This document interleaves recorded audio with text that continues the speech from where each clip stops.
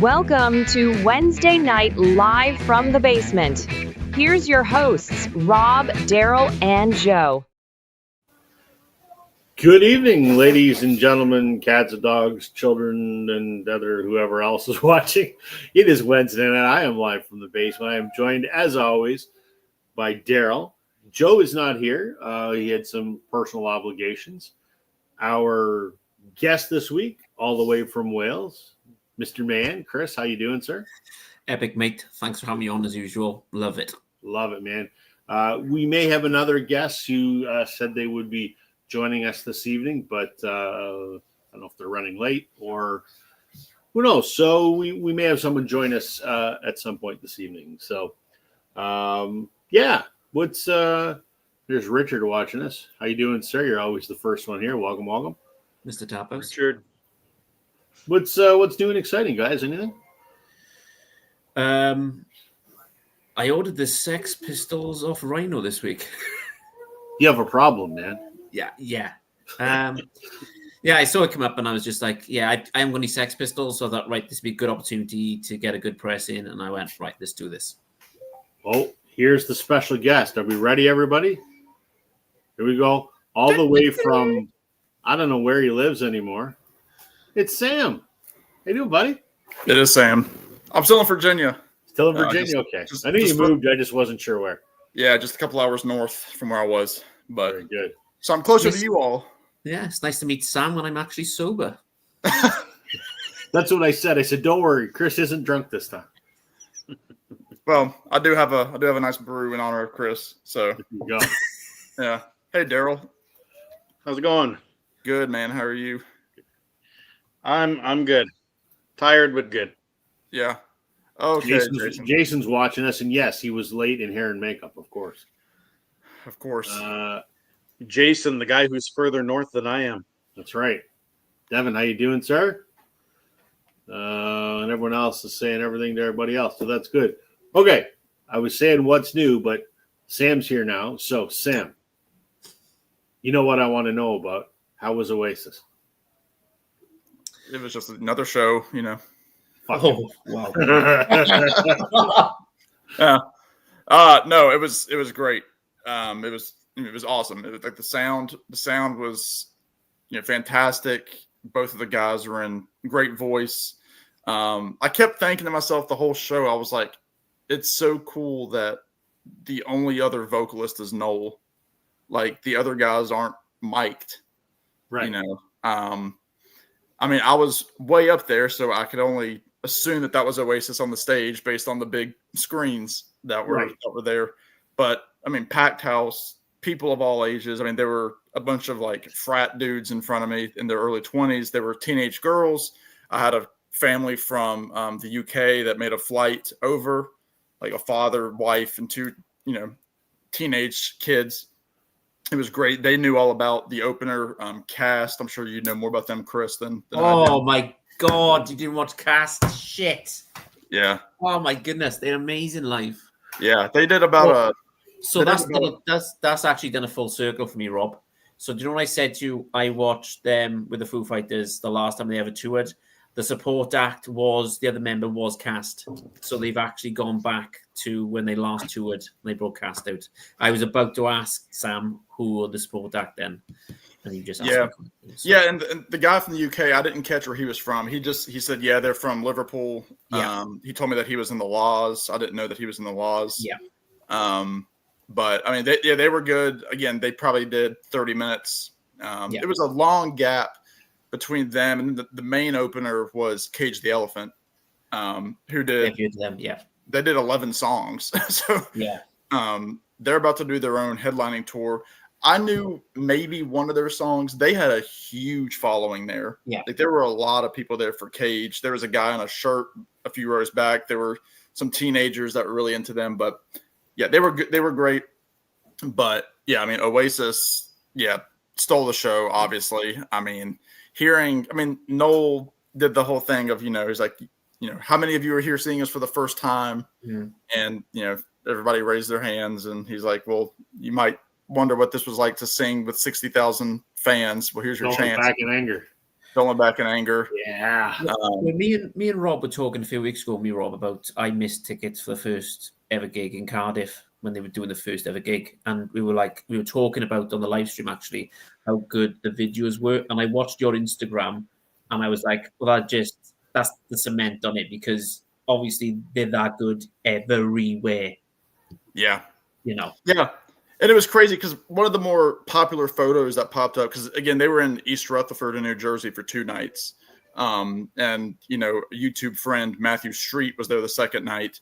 I think that's when a lot of the celebrities were there that night as well, because it was Labor Day here in the States and Canada. So it was a holiday, long weekend, and the U.S. Open was happening in New York. So, everybody and their brother was in town.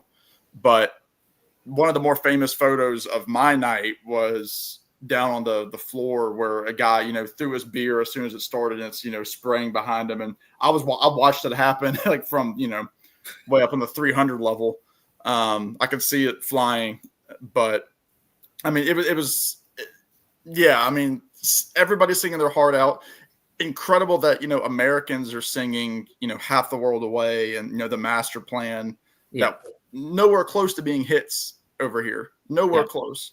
I mean, our 2 hits really were Champagne Supernova and Wonderwall. Yeah. Obviously those were great to hear, but yeah, I mean, hearing all these people sing those songs and seeing, the family from the UK, they were all, of course, they were loving it. I think I told you, Rob, the father sitting next to me, he said he saw them in 95 for 15 quid. Yeah.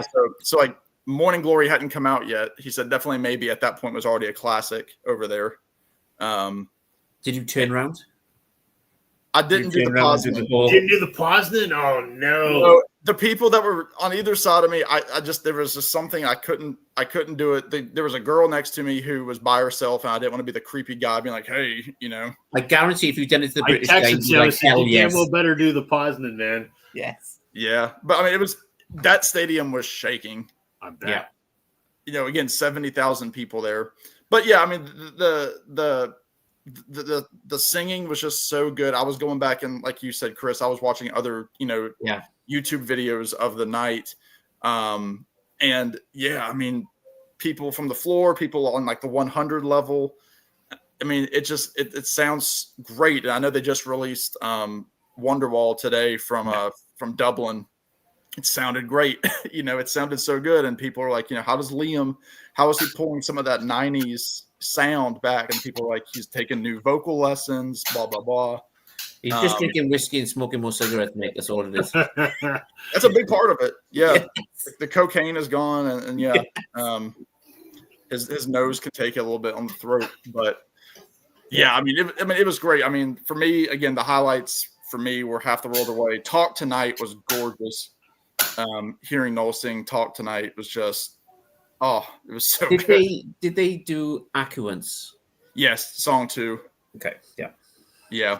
I mean, it was the same set as it's been. It hasn't moved. They've just done the greatest hits, and it's what people want. Yeah, it was like 8 songs from Morning Glory and 5 or 6 from Definitely Maybe or something like that. I can't wait for the live album to get released on vinyl, Rob. I hope so. Yes. I was sitting there, the wife and I were binge watching something, but every 10 minutes my phone would go ding, ding, ding. Yeah. And my wife's getting there and she goes, what the fuck is that all about? I go, Sam's at Oasis. She goes, I'm so sick of hearing about. I'm like, honey, I'm sorry, but it's like the Sam, Chris. I had to listen to you tell me every night about the goddamn Eras Tour. I'm a Swiftie, but not that. I heard about every goddamn show of the Eras Tour. So you're going to hear about every goddamn show from Oasis. Rob, you should feel honored. You were the only person I was texting during the show. I loved it, man, because, yeah, I said the same before the show. I said, do me a favor, man, enjoy this for me, because this was my band, and it's a bucket list that will go unfulfilled. Did you see the stat that came out before they left Britain that they broke records, and not on ticket prices, on actual how many beers they sold at Wembley, right? Yeah. How many gallons of beer that were consumed? It was like, good gosh. And if you know Wembley, it's in the middle of nowhere, so it's kind of a nightmare. But yeah, I'm glad you watched it, mate. Yeah, Jason yeah. wants to know if you were a diehard fan back in the day. Chris is too young to be a diehard fan back in the day. Yeah, my first ever song I heard was back 93, 94 time, maybe 95, was Oasis, yeah. Top of the Pops was big in the UK, so they were always on Top of the Pops. How old were you in the mid-90s? How old am I now? Hang on. I don't know. I'm 42 now, so I was probably around about Okay, the 14, 15, 13, Right at the 14 sweet mark. spot. Yeah. Yeah. You're 5 years younger than me, so. Yeah. But I mean, all I have to say, I mean, it was great. Getting out was a nightmare. Out of MetLife. I mean, I was shoulder to shoulder like cattle. And then merch. I told you, Rob, I wasn't even going to get merch because it was just I got there with how my bus situation worked driving because I was coming from the city in New York. It took me a while to get over to the stadium by foot. And by that point, everybody was getting there. You know, hundreds of people in line. But I was very lucky because when I came out of my section after the show, you know, about 10 till 11, there were only about 15 people in line for a merch stand. And so I ran over there, grabbed a tour shirt, and hit the road. But yeah, I mean, it was just, again, like you go, even the songs that you're like, these are the overplayed songs, whatever. I mean, hearing Champagne Supernova with those fireworks at the end, hearing Rock and Roll Star.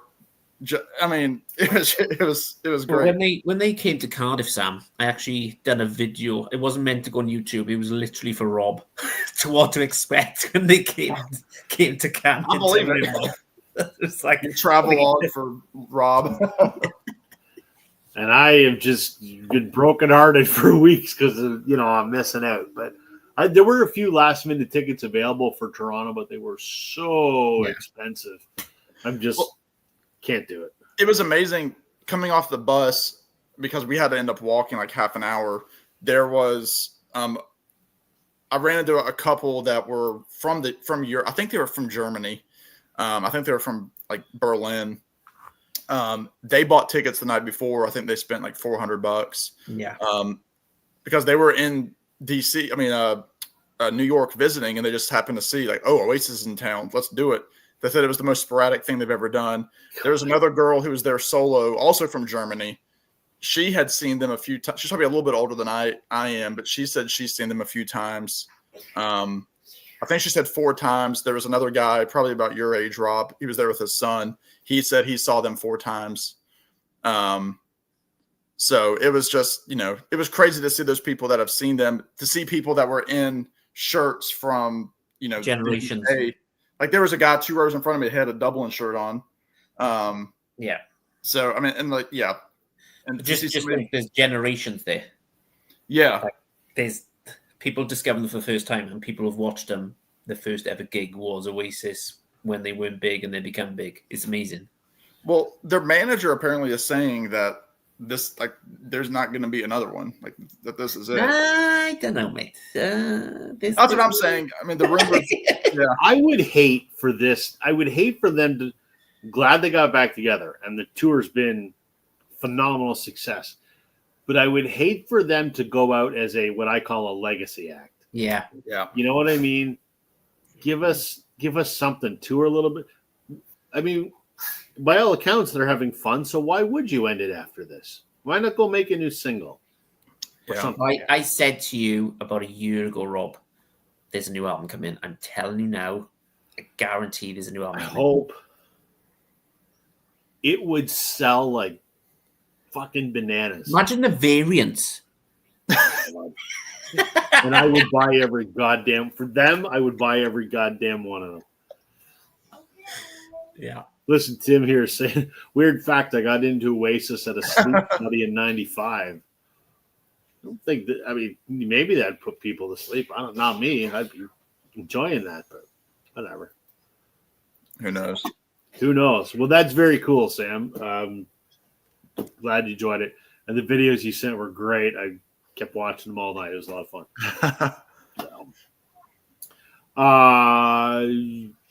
Well, let's dive into it. Why not?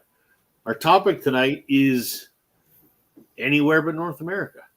in honor of Chris being from not North America, Wales, we just thought we'd show music that is not from North America. Could be anywhere else, just not Canada or the United States or Mexico. Or Mexico. North America, or Central America. Yeah, it's north. I think on paper it's north. Very good. Rich, what's a sleep study? Thing where they hook a lot of electrodes up and record your erotic dreams, I guess. So yeah, we're doing not America tonight, and not Canada, and not Mexico. So we're gonna let Sam go first because Sam's our special guest. I am special. And we'll The original crew. Well, one of the OGs, yeah. Yeah. This was hard for me because like originally I was going into it thinking like, oh, I've got this really diverse collection where I can pick 10 artists from different countries that aren't from the three that we mentioned. Well, that's a lie. You are Americana. You are Americana Sam, after all. That's right. Yeah, I've got a bald eagle tattooed on my back. I didn't show you that. But Literally a bald eagle. that's As long right. as it's not in your lower back at the center, you know. I won't tell you what's there. Well, I also wanted to try to go non-UK, but then I'm like, I can't do it. So I'm boring like everybody else. But I'm going to start with some non-UK stuff here. The first I'm going to do is an Icelandic group. This is the only album that I have by them. It's the only one that I've listened to, of Monsters and Men. Oh, what an album. Yeah, this is a great Yes. debut. I'm glad you love it, Chris. This is from 2012. It's crazy that it's that old already. It's 13 years old. But this had a couple of pretty big singles. It came around the same time as like a lot of those, as you know, we call it the stomp clap phase of like folk music that was coming out, like with the Lumineers and Mumford and Sons and all that stuff. But the song Dirty Paws, Mountain Sound, Little Talks, those are all three fairly big singles on here. Yeah, I'm sure you've heard them in, you know, a mall or a brewery or some sort of acoustic cover band. They were in a film, and I had to Google this because I knew it was Ben Stiller, and it's The Secret of Walter Mitty. Yes, I knew it. Yeah. And they're an interesting group. I mean, because like you listen to them, and all their songs are in English. They've, you know, their liner notes here are not. They're all Icelandic, Yes. but they have not been that prolific. I mean, this is the first album in 2012. I think they've only released about 3 albums, maybe 4, but not many. And this was the one that had the most success. They've got some, you know, footage online, but I bet you if you listen to the song Little Talks or Mountain Sound, those two in particular, those were everywhere. They were in, you know, indie movies and TV shows and commercials and all that good stuff. But yeah, Richard, I didn't realize it for a while, but I mean, you listen to their accent and they kind of sound like they've got like that standard, like, you know, kind of indie, you know, put on voice that a lot of indie artists like to do, but it's because they're singing in English because they're Icelandic. Yeah. So yeah, if you like that kind of like, you know, Lumineers kind of stuff, you know, Mumford and Sons, you like this album. Again, I can't recommend anything else because I've never heard anything else, but Of Monsters and Men from Iceland is going to be number 1 for me. Daryl, You know, it's funny. Anytime I think of Icelandic music, Yeah. it's funny. We always think of Bjork.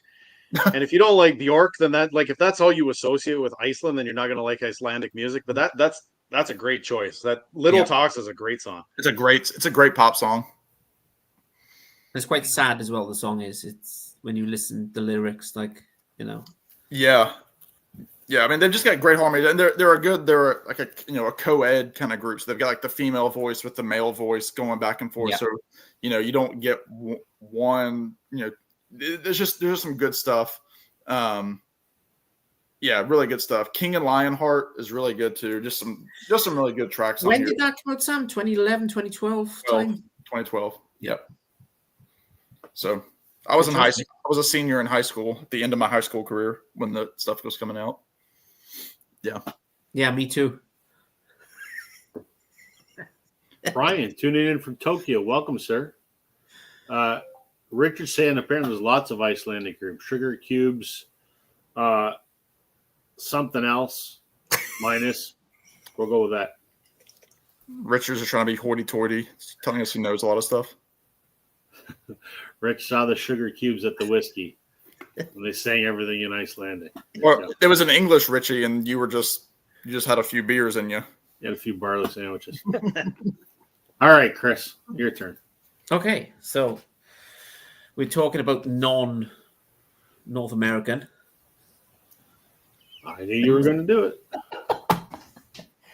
But I put a twist on this tonight. Okay, I know this is the Stereophonics, my favorite band of all time. One of the most successful British bands of all time. We all know that.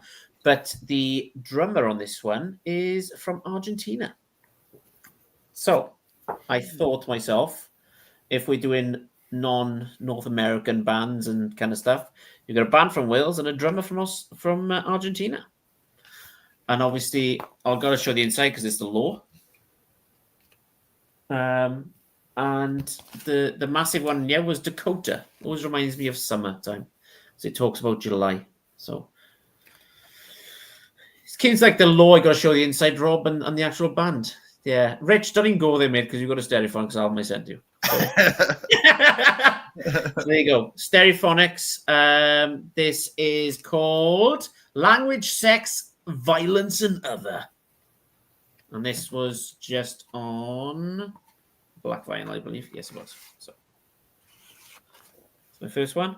And that's the Old first Stereophonics, because if you didn't go first, I was going to steal your thunder. But yeah, well, I'm glad you picked me first time. there you go. I always go last because, let my guests go first. Yeah, mate. So that goes Platters. Welcome, welcome, welcome. Howdy, Paul. Okay, Daryl. Hey, well, I couldn't do this without, since we invited Chris and all, I figured I'd start off my selection with an homage to Chris. And I'm actually going to do this as a threefer tonight. Oh, wow. And I don't think I've ever started off the show with a threefer. But I mean, why don't we talk about Welsh 80s sex symbols? Oh, here we go. Come on, Tyler. Huh? Little Bonnie Tyler. And It's a Heartache, which is a great song. For some reason, I always thought she was American, but no, definitely not American. I didn't know But that. this is a great album if you like that raspy Bonnie Tyler voice. So we'll start off with that. And then we'll go with, I'm not going to talk about this next one for too long because I showed it on your show a few weeks ago. But I wanted to get it stuck in your head again. For fuck's Donna sake. Lewis and I Love You Always Forever. And of course, mate. that's on a gold vinyl. But this is great. I love this from start to finish. Like I said, except for the remix, it's the last song on it. I think this is in my opinion, a near perfect album, at least from the 90s, is my opinion. Yeah. Kind of that, I don't know, soft pop, electronic, dance stuff. Make out with your girlfriend on the dance floor in the 90s music. That's what I'd call it. But I had to bring out the big gun as my third one. And this is a double whammy just for you, Chris. It's not only a Welsh singer, but it's a greatest hits. Oh, here we go. Come on. And that's Tom Jones. Oh, come on. And this has all the great stuff on it. This has got It's Not Unusual, What's New Pussycat, Green Green Grass of Home, Delilah. It's all on there. Did you know his name isn't really Tom Jones? What's it? His name isn't really Tom Jones. Yeah, he His name what's is his real Sir name? Tom Jones. That's right. Tom Jones. That's his government name. And a classy judge on The Voice UK. And somebody who has an incredible voice at like 82 years old. Yeah. Yeah, he's a stud. So those are my three to start it off. I had to go with an homage to Chris, just out of Wales, and I'll have a spin-off about Wales later in the show too. So I watched Tom Jones 2022. He was supporting the Stereophonics, and it felt like it needed to be the other way around. Oh my! It's kind of like, okay, a national icon, yeah. But yeah. He was at 80. He was amazing. Yeah, the voice doesn't go. He was sitting down, and it was amazing. You're on mute there, Rob. Yeah. There we go. Okay. Well, I can't show the Stereophonics. Well, you can. Well, nah. We hear about them way too much. Oh, wow.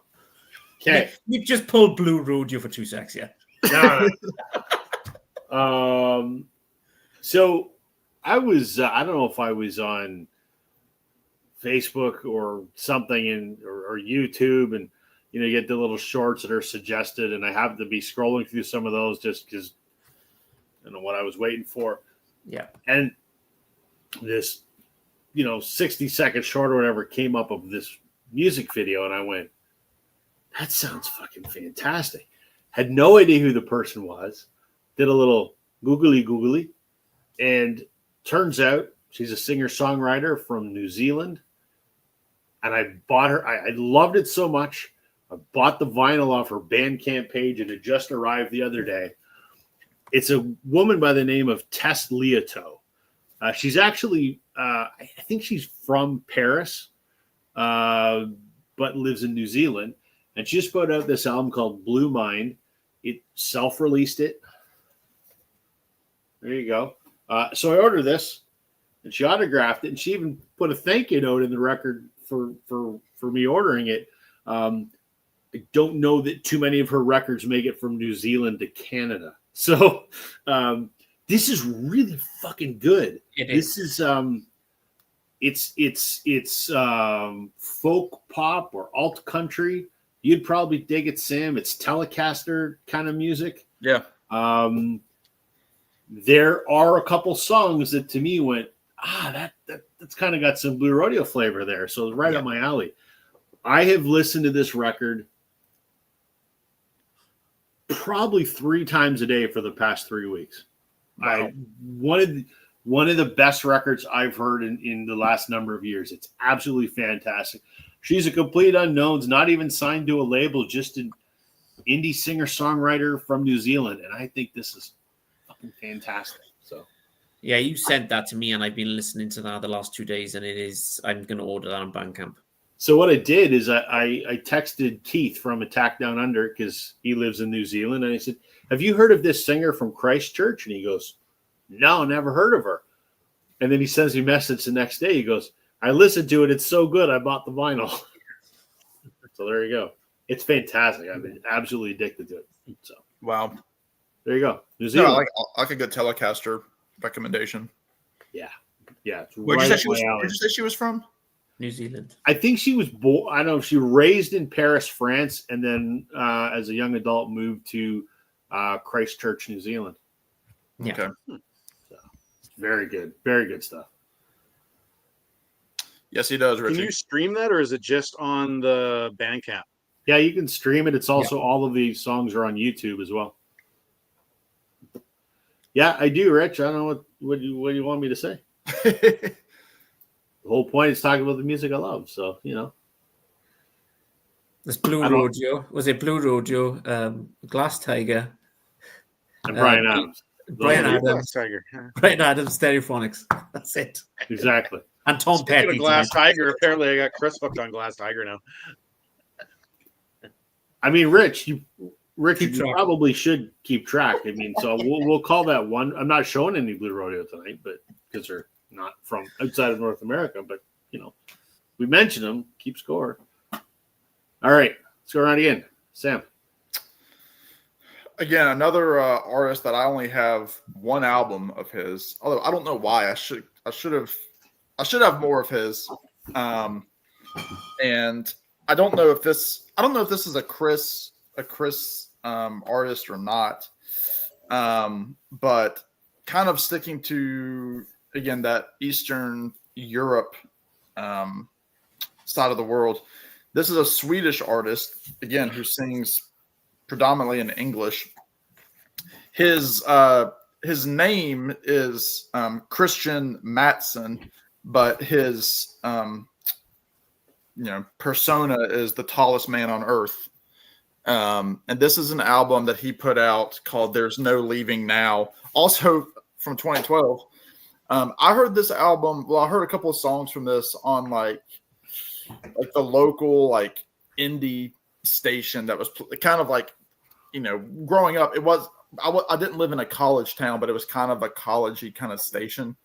And this album like really blew me away. It's got this just great guitar playing. His guitars are like in these like weird tunings. His voice, it's hard to explain what his voice sounds like. When I first heard his voice, I was like, oh, he's just, trying to knock off Bob Dylan. Well, he doesn't sound like Bob Dylan at all. Thank God for that. Okay. But the song on this album, 1904, is fantastic. And so is the song Wind and Walls. Again, just great acoustic playing, great kind of funky tunings that he plays. He's put out a ton of records and he tours all the time. He can play just about anything. He has a really good social media presence where he, will do like live living room concerts and that kind of stuff. Still has never fully like broken through like a lot of, indie artists.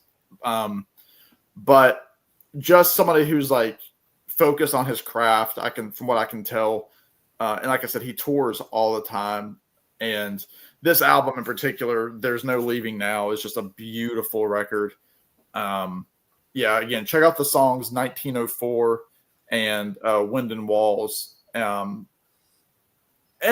also another song called Little Brother, which is also really, really, really good.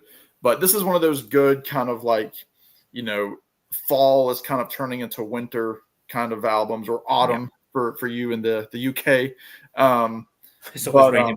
We call it autumn up here too, Sam. Well, down here we shorten it to four letters. It's a 4-letter word, starts with an F. I can give you another one. Me too. But yeah, this is a great album. There's No Leaving Now, again from Sweden. And I'm sorry, Tokyo Records. Brian not gave me fully a geography lesson. Yeah. But anyway, Tallest Man on Earth from Sweden. It's fantastic. Cool, mate. Just want to pull this comment up again. It's got the star of the night already. Absolutely. Well, Richie, is it as scary as my impression of you that I did for Ben Rankins? Answer me that. I was pretty good too. All right, Chris, what do you got for us? Have you, before I pick anything, have you got an Australian band? Because I don't want to. I do, but go ahead, because you're probably going to show the same one. Probably a different record, but same one. Yeah, have you got the B-sides? Are you going to show the B-sides? I pulled the other one. Have you? Guess which one Right, I'll leave that one. Okay. No. You do it. Are you sure? You do it. It's your show, and I don't want to interrupt. No. You do it. Okay, this is a band called Jet. Mm-hmm. Do You Want to Be My Girl? Amazing, everywhere. It's got so many good tracks. It's not just, Are You Gonna Be My Girl? It's got so many good ones on here as well. Like, it's got Cold Hearted Bitch. So let me ask, you always mention Are You Gonna Be My Girl? Was that the only hit over there? Because here, yes, Cold Hard Bitch was also a big hit. Cold Hearted Bitch wasn't a big one over here. The other one was Look What You've Done. I love that song. No one has sounded more like the Beatles that wasn't Yeah. the Beatles than that song. That's incredible. Yeah, so and I like the song Timothy as well, and Lazy Gun. It's an amazing. Sam, if you haven't, he's gone. I bored him so much he just left. Sam's But- got a pee. If nobody's heard, I know Vinyl Richie's heard of them, but if nobody's haven't heard of them, Sam, you want to check this band out, Jet, the album itself. Yeah. It's brilliant. You can pick this up on Amazon for I think I picked up £15, which work about $17, I think. Yeah. US. You know what you can't find? Their other two records. Anyway, I've asked. I've asked Expensive. the record store. Yeah. Can't get it. Yeah. And he deals directly with the record companies itself, and they were like, nope, nothing Interesting. happening. But Yep. yeah, highly recommend this album. And they've also got a B-sides out, which came out on Record Store Day as well, which I showed last week on my live stream, I think, Rob. Yeah, I think so.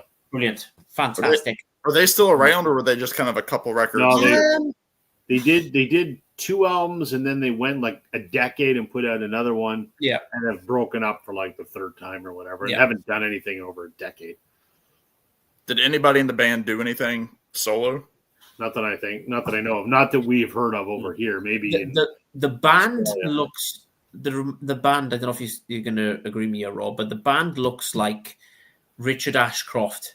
yes. In every single band member got the long hair Yep. coming over the ears, Yep. kind of like the old Yeah, Ian that's Gallagher true. haircut. So, yeah, Jet, check him out. Brilliant. Okay. I know the hit. I know, Are You Gonna Be My Girl? That was a hit here.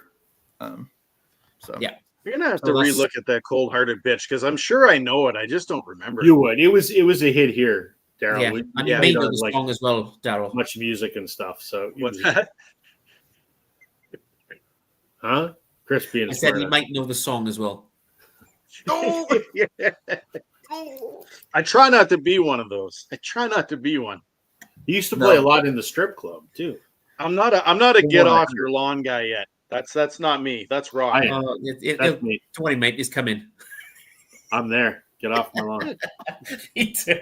I told my own kid to get off the lawn today. Yeah, Oh. and he wasn't even on your lawn. Well, he was on the neighbor's lawn. I told him to get off. And he went on my lawn. I told him to get off. I'm like, use the sidewalk. That's what it's for. Don't walk on my grass. Oh, Then my lovely. wife smacked me, so Yeah. probably deserved it. All right, Sam, take it away. Is it me? It's not you. Hey, yes. I screwed up and we're only Yes! 37 minutes in. Jesus. All right, well, I don't know if anybody else is going to have this one. I don't think they are. However, I know Sam's already shown one from Sweden, and I definitely know Rob's going to be showing one later. That we'll leave him talk about that It's one. coming up next. I'm not showing my CD because that was the first CD I ever bought, and it's awful, and I haven't listened to it ever since then. And that's Ace of Base. I just can't. Oh, I shit. just can't. Oh, man. But there is a duo that I used to listen to. Me and my brother. Are you sad, Chris? Fucking this Ace of Base, mate. We're talking. Let's go. Probably I gotta rather go with the listen to duo Bob though. Me and Dylan. my brother listen to the Yes. crap out of this. Roxette's Joyride. Is It's that- absolutely fantastic. Although I like their 80s stuff. It's really kind of like, I mean, she's dead now and stuff, and it's kind of sad like how the two of them kind of split apart. Like they were singing music for 2 decades, and then she got married and didn't even invite him to like the wedding or nothing. And he was just torn over it. I think they got together a little bit, maybe for like a reprise later on, but I mean, this one here has Joyride on it, Fading Like a Flower, Spending My Time. I don't know. I got this about 6 months ago, but me and my brother, I had it on cassette tape. That died. And then we got it on CD and we listened the crap out of that too. So That kind of brings me song, back to it my must have my been- it teenage must have years been with loved Roxette. And everywhere. they don't really like, they definitely don't sound Swedish. Like it's kind of that North American 80s pop music. And when you watch like some of the music videos, it's the flames and the lighters in the crowd. Like they were filling up stadiums. So Roxette's great. I don't think they get talked about very often, but But if you listen to Swedish like bands and artists, they don't sound Swedish. They sound more American. Yeah. If you listen to, they got a better American singing accent than sometimes other bands have. You know, you got ABBA. You've got Roxette.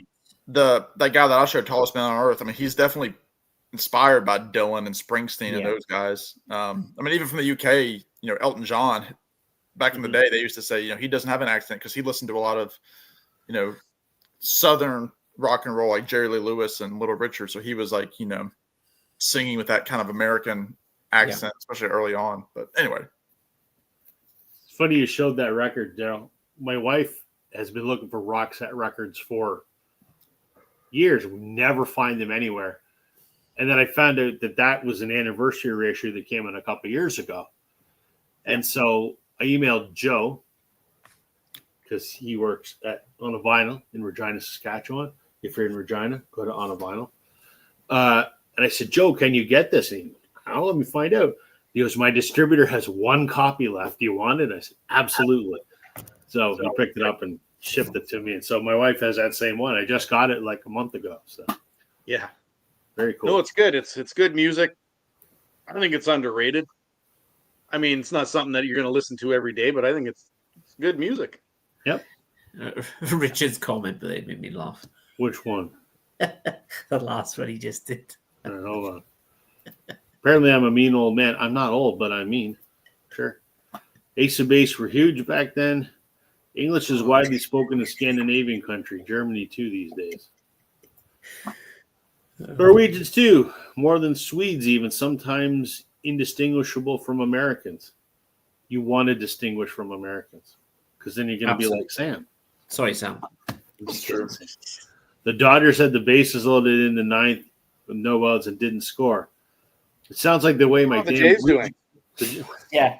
It's been a rough week for the Jays. They're still on top of the American East, but their 5-game lead is down to 2.5. We've constantly shit the bed all week. Our bullpen lost us 5 games where we were leading in the 9th inning, and they cost us 5 games. Now, when I checked the score a little while ago, let's just check it right now because this is important stuff. It's now 8-5 Toronto in the top of the 7th. Thank God.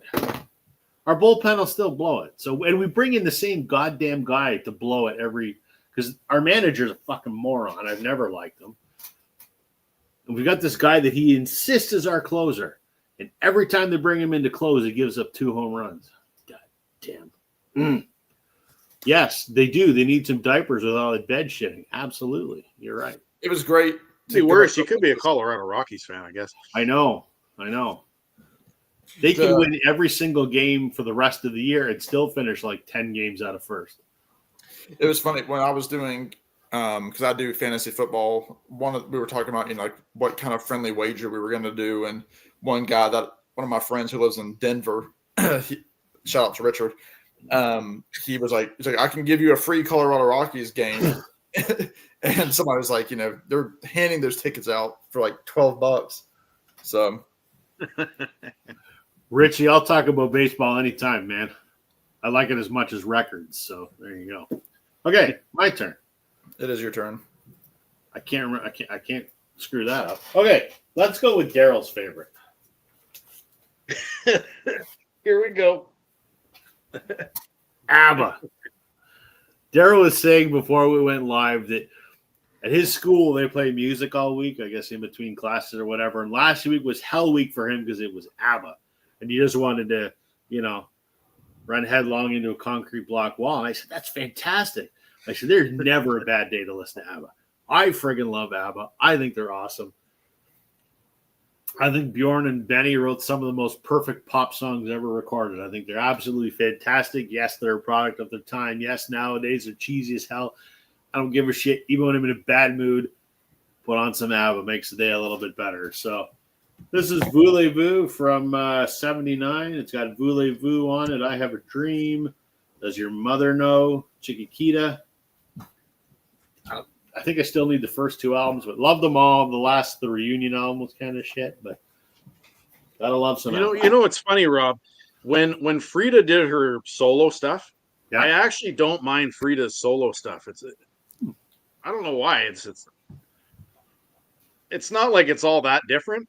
No, but yeah. I only have the one. You know what I think it is? My problem is, and I get it. I've been criticized in the VC for this since I started mentioning it. It's when I talk about ABBA when they did the disco stuff, right? And I've been criticized because I've gone out and said that ABBA is a disco band. And I get it that they're not fully a disco band, but I think for me, that's where I lose out on ABBA. I'm okay with like you said, The Winner Takes It All. Like I love that song. That's a great song. But it's the disco stuff I think maybe that gets me. I don't hear disco in ABBA at all. Not even a little bit. Not even on Dancing Queen, I don't even hear disco. I just hear shit. You're from Wales. Oh, here we go. Every time he pisses him off, I'll just go back to Wales. You listen to too much Stereophonics. That must be it. Yeah. I was actually listening to Blue Rodeo today. I was enjoying it as well. Oh, well, that'll clean your ears up. There you go. Richard, if you're keeping score, that's 2. We haven't mentioned Billy Joel tonight. John on tonight? Oh, John's just going to magically appear within the next minute in the comments. He'll be like, John what? disappears. You see Billy Joel, and it's like the bat signal, right? He just shows up. Yeah. Red Cross did a great Dancing Queen cover. I don't know who Red Cross is. I loved him in Sanford and Son. Think about it. All right. Okay. Let's go back to the top, which is Sam. I think you lost us all then, mate. That was just like I was overthinking everything then. That was mostly I think that was for Richie. Hopefully Richie caught on to that. I was like, I don't know where we're going with that, so we're just going to keep soldiering on. I am going to switch it up here a little bit genre-wise, and I'm going to go South American here. One of my favorite albums ever is thanks to this gentleman. His name is João Gilberto, and this is Gets Gilberto. It's a jazz album. It's jazz. Yeah, Yes. Don't shut off the screen. But this was a huge hit in the early 60s. There goes Chris. Between this and the ABBA, I don't know how long he's going to last. But this had some big. I mean, this was crazy that and this what year was this? Probably like 64. Yeah, 64. Wow, I'm sometimes smart.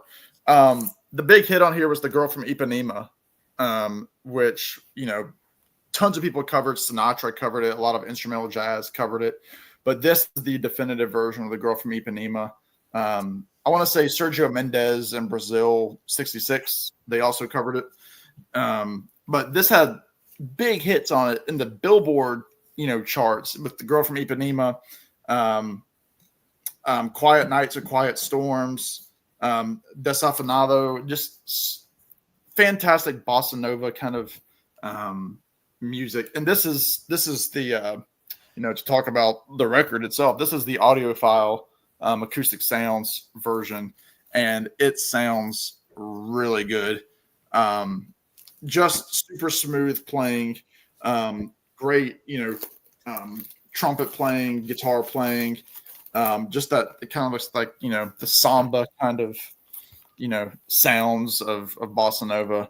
And I think it's fantastic. I listen to this album multiple times a year, and it's in my top 100. I did a list 4 years ago, on my YouTube channel, and this was in the top, I think, 50 or so. So, João Gilberto from Brazil. This has, again, Stan Getz, and then also has Antonio Carlos Jobim on there as well. But this is me classing up the stream a little bit with some bossa nova. So, samba, all you want on the stream. That was. I'm glad you're classing it up, because I'm sure that one of the three of us are going to bring it crashing down pretty soon. Yeah, well, I know it's coming, so I had to kind of put us here so we can get back down to Yeah, I think just about to blow you. When I rated that radio station that was up here, I saw an OG copy of that Gets Gilberto, but the vinyl was beat to crap, so I didn't take it. Yeah.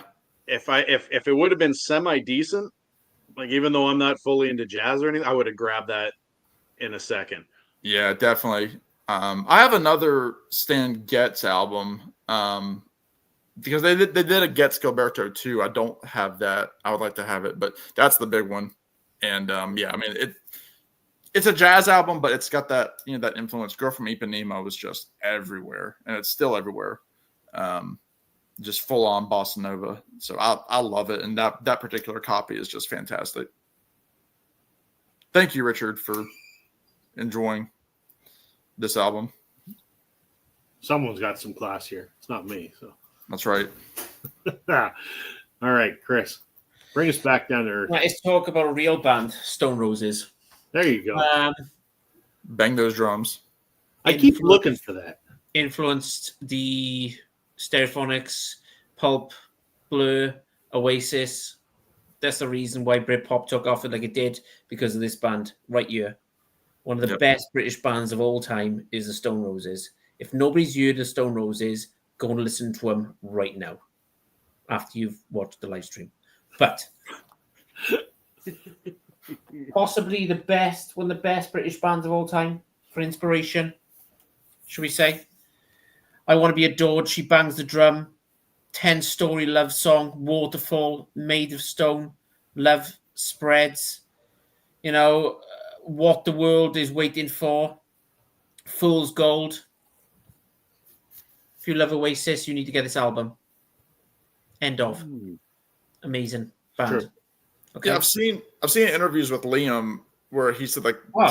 seeing them live was it for him. He said that was was it. the first ever band he saw live. Yep. That's what made him sing. End of. Yeah. Stone Roses. Since Did I do you're a well Stone- then, Rob? Since you're a Stone, you did well. Since you're a Stone Roses fan and an Oasis fan, do you have the Liam Gallagher, John Squire album? Yes, I do. What do you think of it? I think it's fucking epic. I agree. I have it as well. It's phenomenal. I think it's the best work Liam Gallagher has ever done. And all the albums he's Really? done solo. I think Wow. that's the best fucking album he's ever done because he's got John Squire on it. End Sure. of. It does sound a little different. I love it.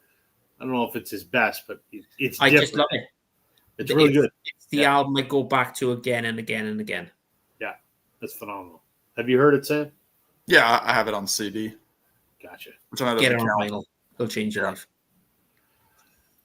Richie's saying I can think of a couple English bands better than Stone Roses. All Sure. right. I'm sure there might be. Beatles, Stones. Maybe. Okay, Sam. No, you already went. I screwed up again. It's like, That's twice in one night now, right? two You rounds say in a to row. me on Sunday that I fuck up, right? right? Twice. God dang. Okay, Daryl. Jesus.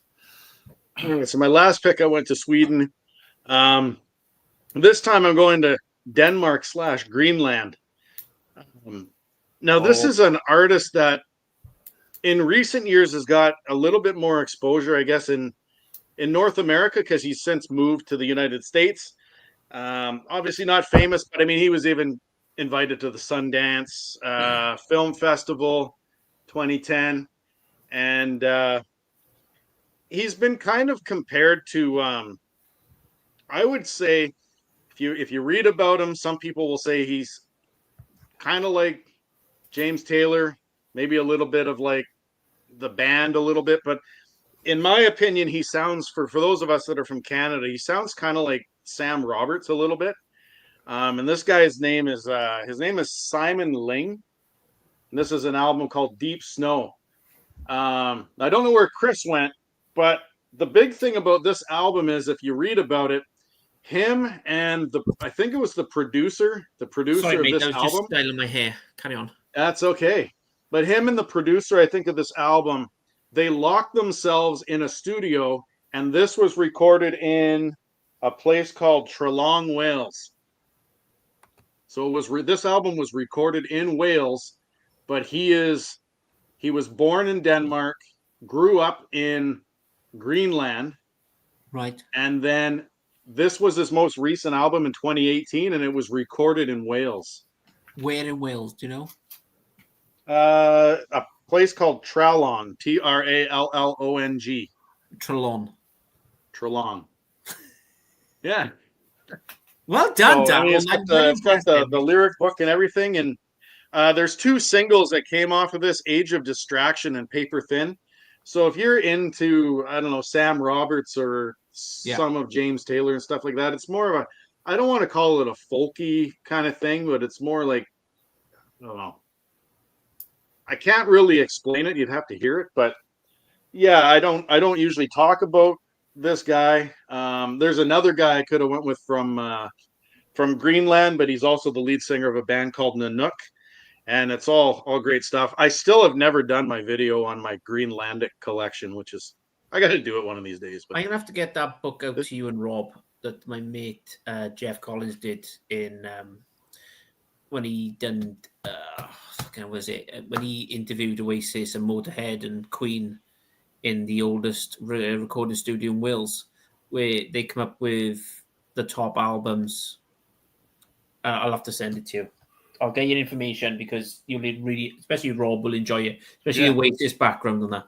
Sure. And Queen. So it says here, Chris, that they locked themselves in a house in Trowlong, Wales, to record that album, and then it was later completed at Narcissus Studios in London. Yeah. Yeah, so it's called Rock Legends at Rockfield. So Rockfield have done Queen, Oasis, Pulp, Blur, all the top British bands. Motorhead were there. I'll tell you a quick story because I think Rob is about to chuck me off. But so he done an interview with Lenny from Motorhead, and Lenny said, if you want to interview me, every question you ask me, you have to take a shot of Jack Daniels. And Jeff said, I walked out there after 3 questions, absolutely blasted. So anyway, yeah. Crazy. Cool, mate. Okay. My turn. All right. What are we gonna do? Let's do this. Okay. This album contains arguably maybe the one of, if not the biggest singles of the 90s. And this is all that this person is thought of for. But I think she's wickedly talented. Does anybody know what I'm talking about? Mm-hmm. Natalie Imbruglia. Yes. Natalie Imbruglia. Australian. Yep. Moved to the UK. Became an actress on some soap. Neighbours. Sure. Yes. Debut album, Left of the Middle, had Torn on it, which is a cover of a song by Edna Swap, which is an American band.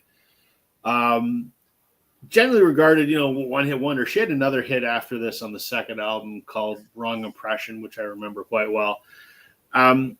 It's kind of a shame, actually, that she's sort of dismissed as a one-hit wonder. She's actually a really good singer. Still making music today, and she's 50 years old, and she is hot as balls. Like, holy cow.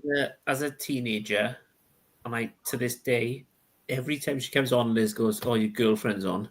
I was in love with this woman because she was in Neighbours, Australian sitcom. She had the longer hair, and then she cut it short, and I was like, well, the hair's long again, and at 50 years old, your girlfriend's on again. At 50 years old, holy. When we talk about songs that we remember where we were when we heard it for the first time, there's not too many that I can remember, but Torn, I remember exactly where I was when I heard that song. I was getting on a bus, high school bus, to go on a high school soccer tournament. It's funny, we were talking about this on the phone there, Chris, earlier, but probably one of those tournaments where I made a blooper. Benched.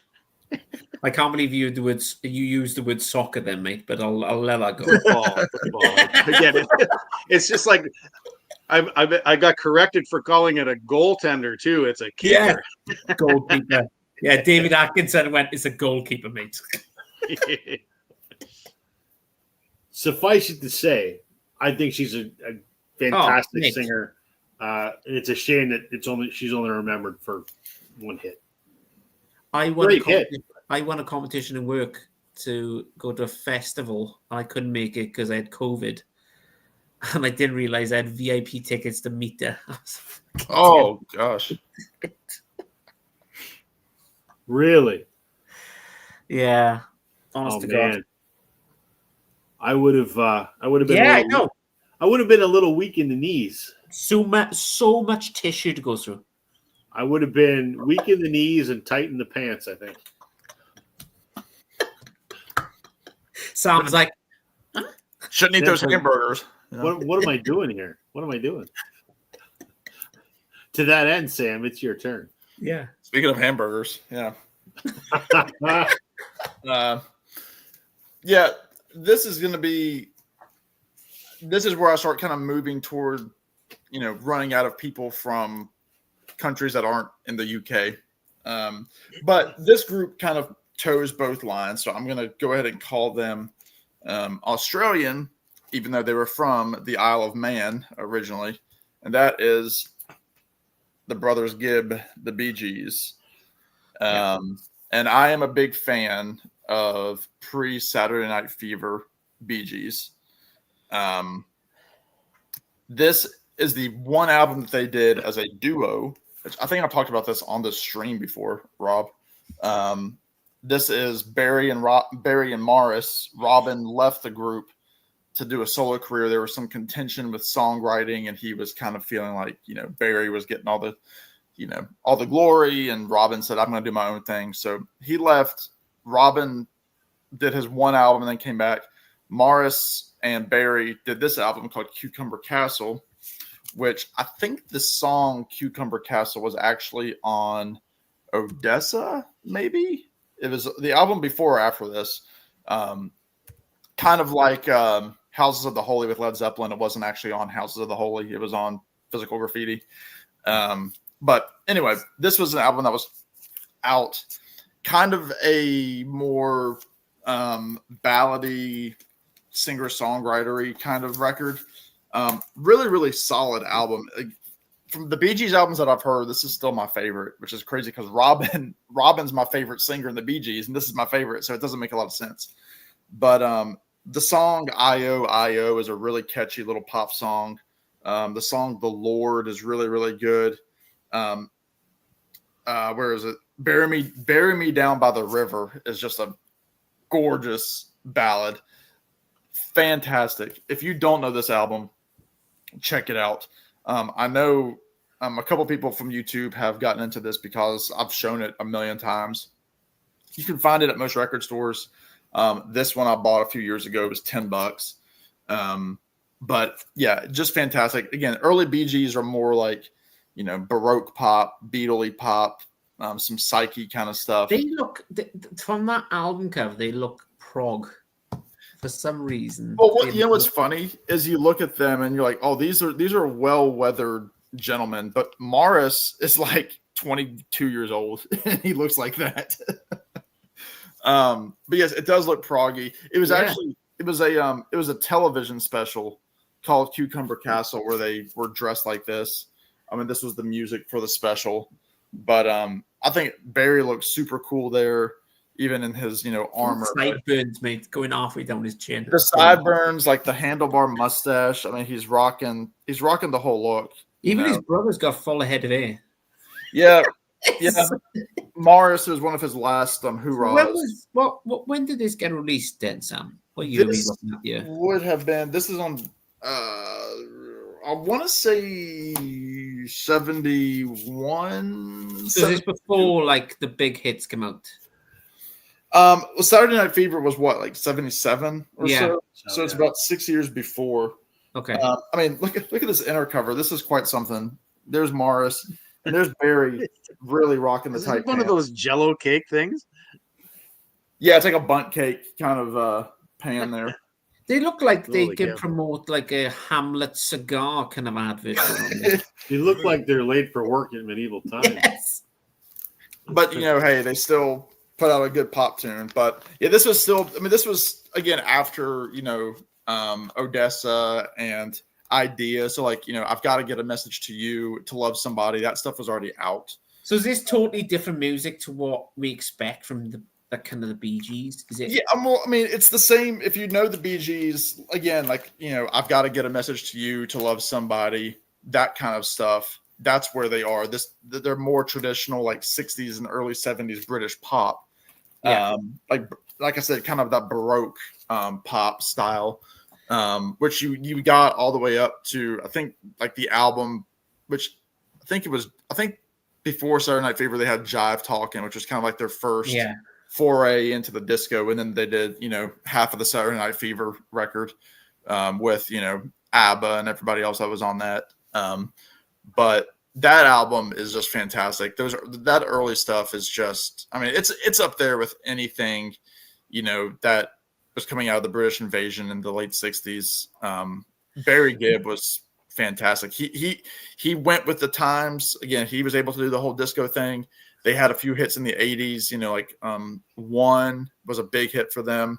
But yeah, Cucumber Castle, which is, that record, that to me is just, it's phenomenal. It's perfect. I feel like I need to go back and listen to that album because that looks slightly different to what we're used to with the Bee Gees. Yeah.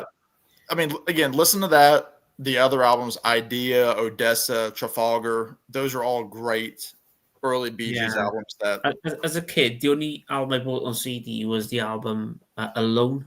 And I don't want to be alone. Yeah. That was like 90s, I want to say. Yeah.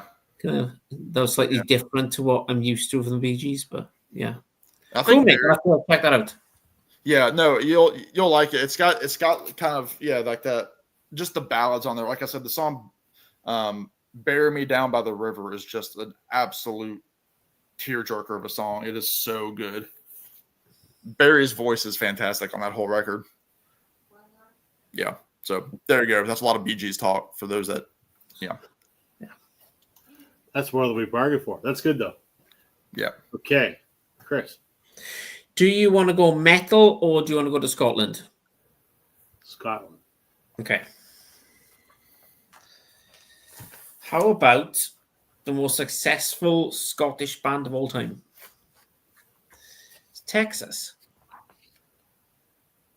Sure. I don't know if anybody's heard these in America. Probably not. No. So they've had at least 10 number one singles in the UK. Texas. They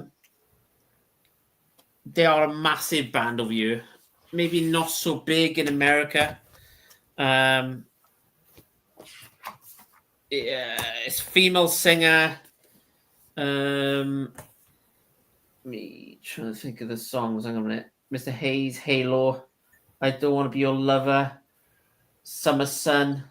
They probably have made it big over there. Richard from the Vinyl Tap House has probably heard of them. Say We Want Black Eyed Boy, In a Smile, Mr. Hayes. But they've probably sold more albums from Scotland than anybody else. All time. And I'm talking Travis. I'm talking, I don't know, I'm trying to think Scottish bands. But like, she has been in the front of everybody. So she's probably sold millions and millions of copies throughout Europe, Britain, not so big in America, massive in Asia. So this is Charlene from the band. I actually bought this for Liz for her birthday last year. Why is it at your house? It got signed to me. And we couldn't find a frame big enough. So, but it's got the signature that she wanted. So, wow. Amazing Scottish band. If nobody's checked them out yet, this is Texas. And they're not from Texas, they're from Scotland. So, Richie's saying you're wrong that the best Scottish band is Exploited. Well, the most successful band, most successful Scottish band of all time, according to the singles and the album sold. So, yeah. Richard says, I don't think I've heard a single Texas song. I don't think I have either. Summer Sun was a big one. Why don't you sing us a few bars, Chris? They probably didn't make it over there, though, Rob, with you. No. To be honest, it's kind of like Travis. You might have heard one or two Travis. Have you heard of Travis? I know who I heard. I know the name. Why don't you? Why does it always rain on me? Sure. Mm-hmm. So, well, I went with Scotland, so. Okay, I'm not going to screw up the order this time. Watch this. Daryl's turn. Oh, I got it right. Okay. My next pick, I'm going with a record I picked up when I was in Spain last year. So this is probably, out of all the records I'm going to show tonight, the LPs that I have, this is probably what I would consider the most dreary, dark wave, I guess you would call it, music. So I know like Richard likes Darkwave, and I know Richie, you like Darkwave. Think Joy Division for sure. But I would argue that not all of their songs, but some of their songs may be darker than Joy Division. It's a band from Spain called Decima Victima. I believe they only released 2 albums, but everything that's on here, so normally I don't listen to the Darkwave stuff too much, but when I was in the store, the manager of the store played me all kinds of songs from Spanish bands, and I was pretty hooked by this one. Band, what you wouldn't think that this band here is too Darkwave based on that picture, but then when you flip it to the backside of the cover, they just look kind of not gothy, but definitely some Darkwave stuff. And all of side 1, like there's a song, the first song on it called, I don't know how to pronounce it, but La Voz que me persegue is it's a pretty dark and heavy song, heavy track. So if you are into Darkwave and Joy Division type stuff, and just like the like if you look at this picture here, it almost looks like a Plague Doctor on there, but it's actually not a Plague Doctor. It's just the lighting in the background, but you can kind of see like a Plague Doctor.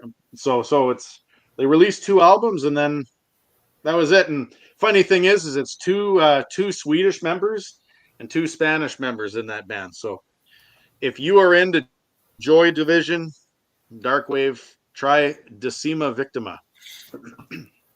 Interesting. I feel like Daryl, like you heard that band, and I don't know why. What's that? I feel like I've known that band name for some reason, and I don't know why. It's going to do my head in now. It you know, Richard, I agree with you. It's pretty interesting stuff, and I can almost guarantee you it's not for everyone. Like I can't, like, in all honesty, I can't see Rob listening to that all the time, or even at all. It's very it's very depressing music, I guess you would say. Yeah, not my cup of tea. Yeah, Rob's too busy over there listening to the very upbeat and heartwarming Nebraska. Oh, wouldn't there you go? Whoa, now, whoa. He likes blowing up them chicken men. He likes Colonel Sanders out there getting knocked off. Okay, don't say that this time of night, because every night at like 10 o'clock, the wife and I are sitting watching TV, and I go, man, I wish I had some chicken. Like 5 nights out of 7. And my wife looks at me and she goes, what is wrong with you? I don't know, I'm craving chicken. She goes, what kind of chicken? I go, I don't care. I just want chicken. I don't eat it, but I have the craving for it. Every night, people are eating like fucking cookies and stuff, and I'm like, I wish I had some chicken. Did you see the YouTube video with Aquaman? And he takes these 2 guys to his favorite restaurant in Hawaii, and he's like, this is real chicken. He's like biting the chicken. I was like, I always want chicken. I don't know why. I'm going to do a 3. I'm going to do a 3 for now, because they're all related, and I can, because I'm flying. Yeah. Not that these are revolutionary. I've shown them all before, but England. We kick off with this guy, John Mayall and the Blues Breakers with Eric Clapton. Yes. So yeah, very British. A very good record. I mean, I know like less than this much about blues, but still enjoy this. This was actually my dad's record. I mean, this is an OG from 65 or whenever the hell this came out. Caput, when he passed away, I remember listening to it a lot when I was a kid.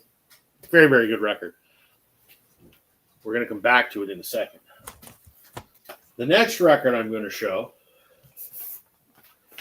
is this one. Another British blues band called Chicken Shack. Not as well known. I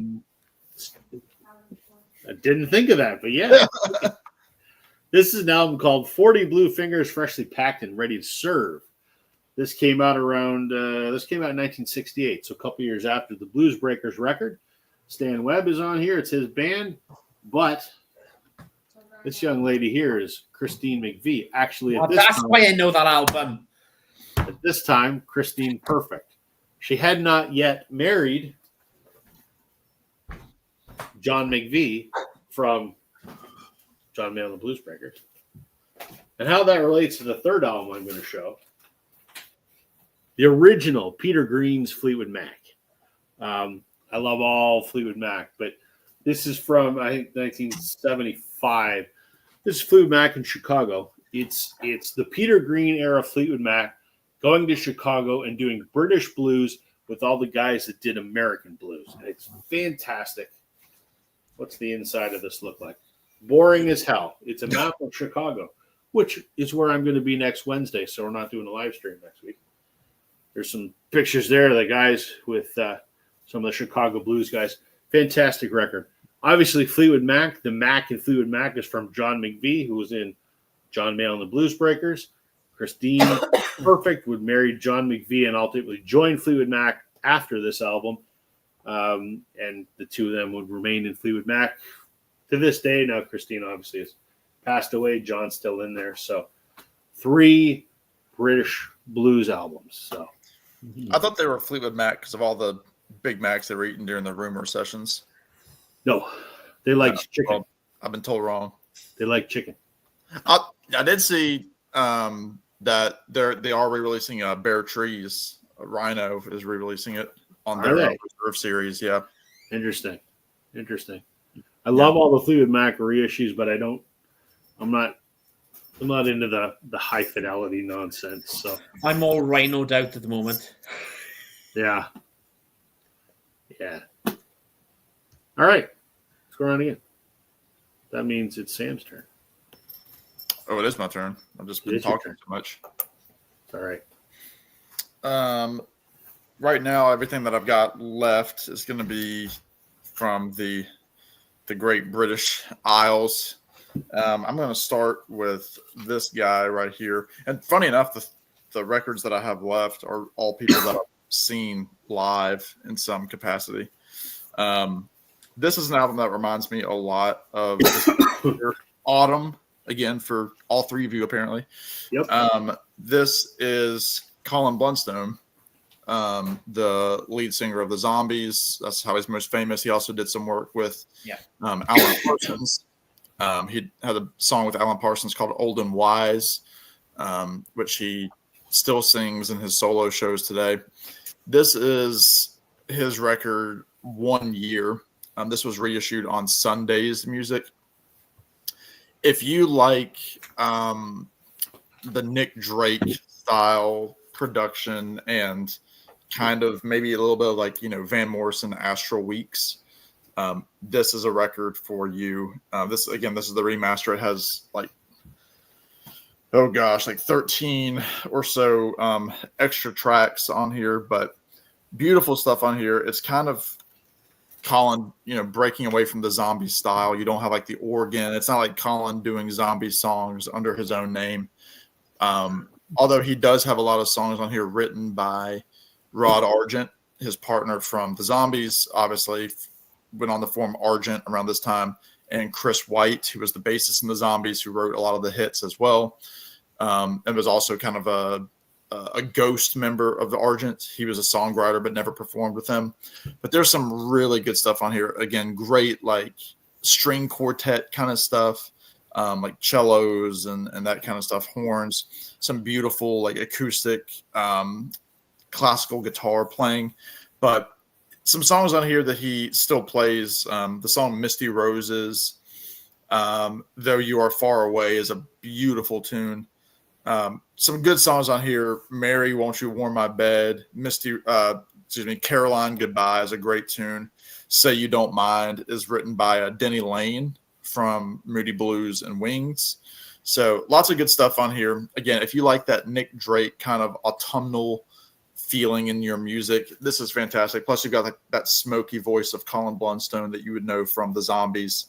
Just a really, really solid record. It was also out on vinyl. I'd like to get it on vinyl one day, but just a really, really solid album. I want to say from, probably around 70, 71, I think is what it is. So about 3 or 4 years after all of the Odyssey and Oracle time of the season recording. So you've still got that great Colin Blunstone voice. It's fantastic. So from the UK, from Britain, from St. Albans to be specific, Colin Blunstone. Sam, if you want to listen to a really brilliant podcast, now Joe recommended this to me, didn't he, Rob, ages ago? It's called The Fake Zombies. Yep. Honestly, mate, listen to that podcast wherever you get your podcast from. The Fake Zombies. It's bloody brilliant. I recommend it to anybody. I was addicted. It's called The Fake Zombies. Was that through the BBC? Because I know that there was another thing that they did about Nick Drake. Okay, so no, the Fake Zombies. It's was it like Rob? Was it American kind of reporter or something was doing interviews with the zombies and the fake zombies, and how the fake zombies were trying to say that they were the zombies? I think something along those lines. Sam, it's bloody brilliant, mate. Honestly. Joe recommended, because Joe recommends every week that I go and listen to this or this. The Fake Zombies. Have a listen to that podcast. It's amazing. Okay. It's like 3 episodes, 4 episodes. That's it. But it's brilliant. I know some of that history with like the guys from ZZ Top were like cashing in on Odyssey and Oracle because they'd already broken up. Yeah. So I know a little bit about, and I remember seeing it advertised, but I never delved into it. So I'll need to. It's one of the best podcasts I've ever listened to. Honestly, it's amazing. All right, I'm going to open up in a new tab on this because I listen to stuff on this computer while I work. It's amazing. You mean one of the best podcasts after the episodes I've hosted on the Violent Community Podcast? Yeah, absolutely, mate. Yeah. But not as good as the ones we've co-hosted, Rob. That's right, exactly. Those were the best. Those were the best. I haven't done one in like 7 months. I owe Chance an episode. Okay. Chris. I was getting there, man. I'm just going through my head, you know. Oh, I'm gonna do a twofer now. Okay. Amazing British band, Genesis. Heard of them. An even better singer, who I prefer, is Phil Collins. Yeah. I prefer Phil to Genesis. Greatest hits. And I know people are going to hate me for this. Actually, mate, it's a twofer for twofer. So, like, you've got Invisible Touch, On You, Hold My Heart, all the big ones from Genesis. This is all I need from Genesis is greatest hits. So I will tell you, it's a little known fact about me. Invisible Touch is a top 100 song for me. Easy. Okay. I love that song.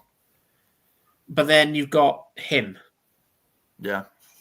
You know, you got In the Air Tonight, Can't Hurry Love, Against All Odds, Easy Lover, Two Hearts, Another Day in Paradise, fucking hell, True Colors, Can't Stop Loving You. I got to show the inside because it's low. You know, I prefer Phil to Genesis, if I'm being honest. No. I love Genesis, but like, you put this would be a good ranking comparing the two, like kind of which one do you prefer? Rob, if you're going to choose, I don't care. I don't like any of his stuff, so I don't give a fuck. Okay. Right. But I had a thought, Daryl. Keep this in your brain because I'll forget. I have a great idea for a topic some week. Gatefolds. We show gatefolds that are awesome, and we show gatefolds that suck. It sounds good to me. I can be on the suck one because usually the ones I show are absolutely dreadful. Well, there are some that are. You look at them and go, "Why the hell did you make that a gatefold? What a waste of cardboard!" It's like your Fleetwood Mac one that you just showed. Correct. You know, I don't think I've ever seen you show that on the channel. I don't know if I have or not. It's a great record. I listen to it a lot. For some reason, I haven't shown it. So anyway, Sam, You know what, Chris? I agree with you, Chris. Yeah. I like Genesis, and I like Phil Collins' Genesis better than I like the prog Genesis. Yeah. And I like Phil as a solo artist. I think maybe what it is for me is my mom used to listen to Phil Collins all the time. Do you That's know, all my I mom think, used to listen to when I Trevor. was in my early teens. So do you know what I think though? At the end of the day, Daryl, it's all about the music, mate. The hits. Like The if you're hits. gonna put greatest hits on, which one are you gonna prefer? The Phil one, like you can listen to Phil, or you're gonna listen to Genesis. So mhm. I'm going to take a walk. yeah, okay, Mike. Liz is exactly the same. She fucking hates Genesis. So I don't hate it. It does nothing for me, and I go, whatever. she walks in the room. She goes, "Oh, I'm walking back out to make." I'm like, I'm going to go empty the dishwasher, put Yeah. in a load of laundry or something. Trevor, I prefer Exodus over Genesis if we're talking biblical named bands. Metal music versus Genesis. Tim says, Oh, driving yeah. the last No, that's bike yeah. We Can't Dance is one of my favorites. You know, I gotta say, Tim, like everybody shits on that album. That's an amazing album. The We Can't Dance album. I don't understand why everybody hates that album. Okay. Daryl. Okay. Well, my family immigrated to North America well over 200 years ago, but I'm going to go to the motherland. And I'm going to do a twofer here. I wasn't sure if Rob was going to show this band. Well, I'll talk about it in a second here, or he was going to go with the other one. But from Ireland, I'm going to go with a tenor. He was a tenor, kind of like Celt singer back in the 20s and 30s. I'm not sure how he died. He died in the 1940s, but my grandfather used to listen to him all the time when I was younger, and it's like that Danny Boy kind of music. But I just think it's great. John McCormack. This one here is it's an actual concert I think that he did at some point. It's a lot of spoken word songs and stuff like that. But I don't know. I've always been intrigued by 1920s and 30s and 40s tenor Celtic kind of music. So I just wanted to feature this tonight. But the other Irish band that I'm going to show is the Cranberries. Oh yeah, I've always thought, I wasn't sure if Rob was going to show this one or the other Irish band. I didn't even think to pull the Cranberries. But So this shame here, on I me. mean, I would love to get their the two main albums from the 90s.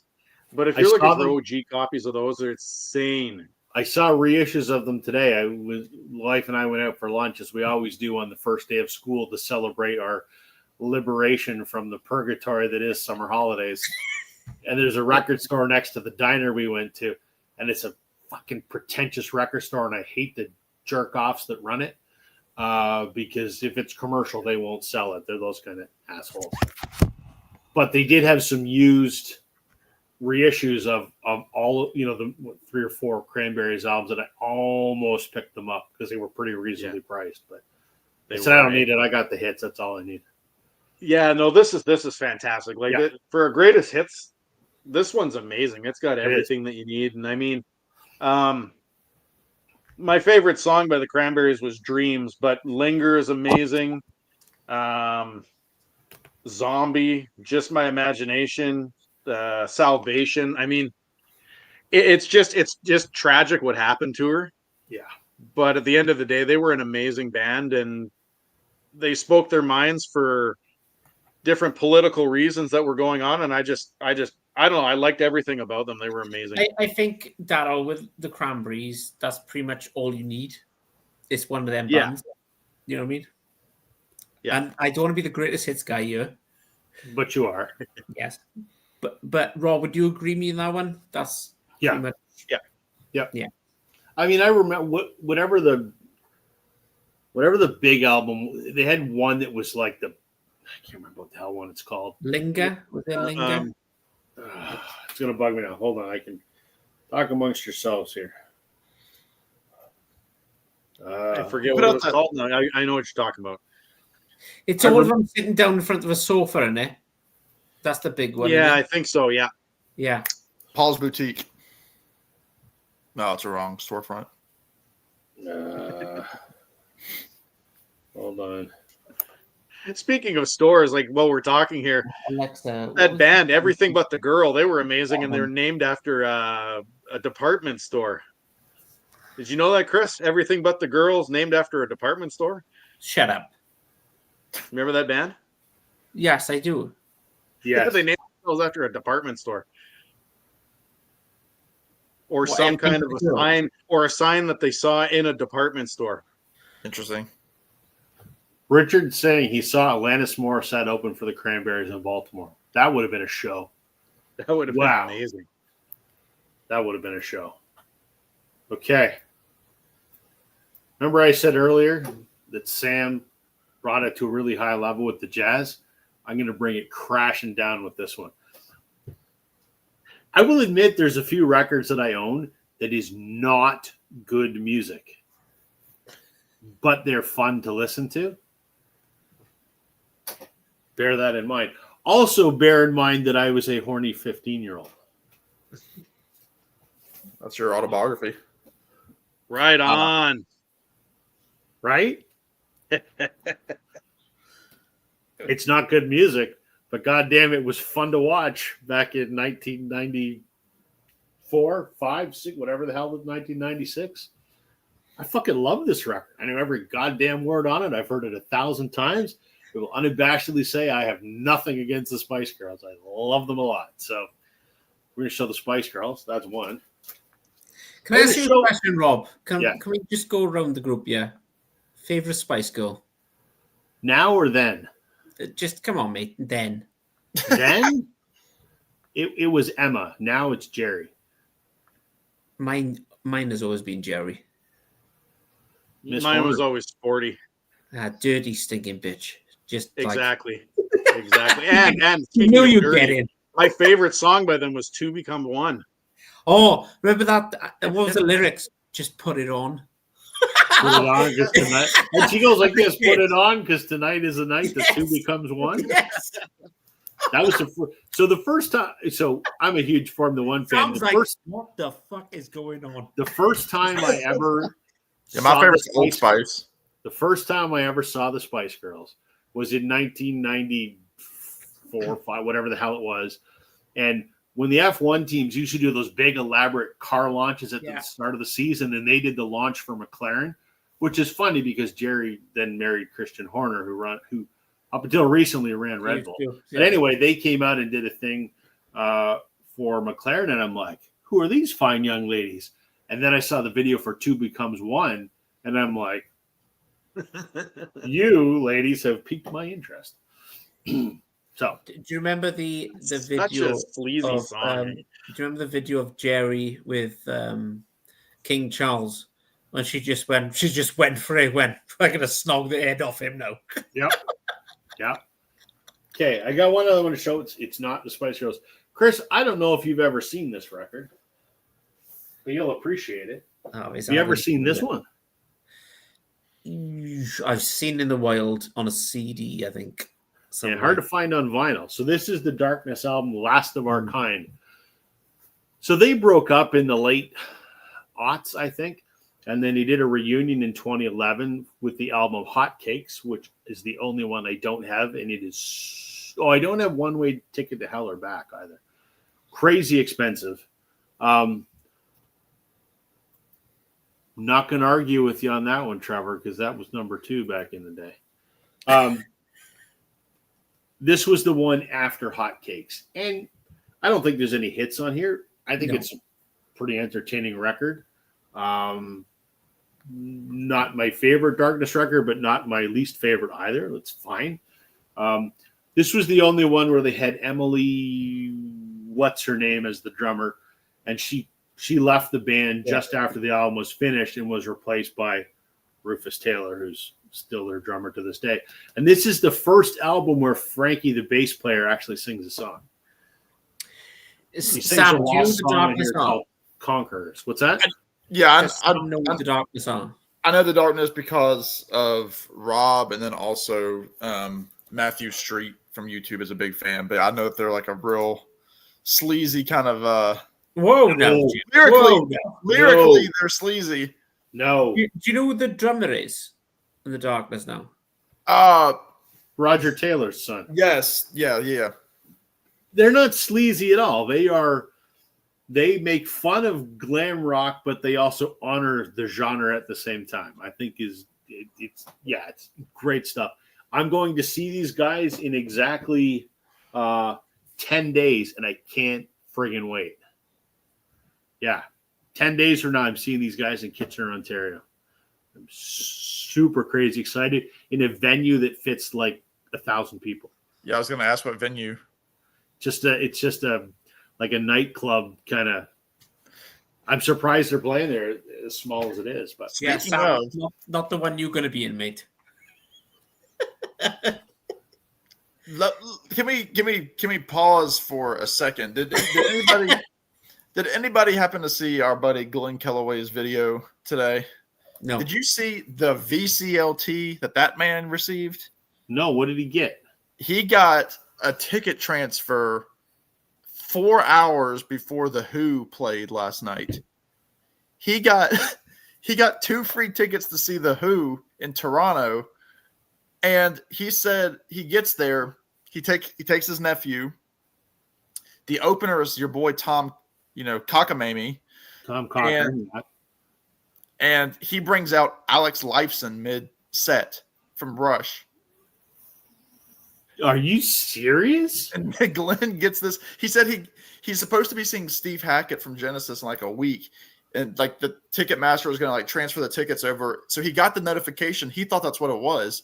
He looks further. It's one of his viewers has sent him he couldn't make it. So he sends it to Glenn without even asking if he's That's available. awesome. And he goes to see the Who. He said it was fantastic. Wow. Public service announcement to all my viewers. If you like to send me stuff, that's okay. We haven't mentioned your like how you store your inner sleeves, though, Rob. Oh gosh. How? Well, a good place to get inner sleeves. Yeah, storing the inner sleeves, you can shove them in your, what. Oh, whoa, no. There's an advert going on behind it. There you go. A good place to go is vinylstoragesolutions.ca. Scan the QR code on your screen or go to vinylstoragesolutions.ca/Northern Revolutions. Use promo code Northern10 at checkout to receive 10% off your order. It's not the same without Joe, is it? I know it's not the same with It's not the same, is it? He just does it. Now they've just launched sleeves for picture discs, which I've been talking to them about for months, and they said it's coming.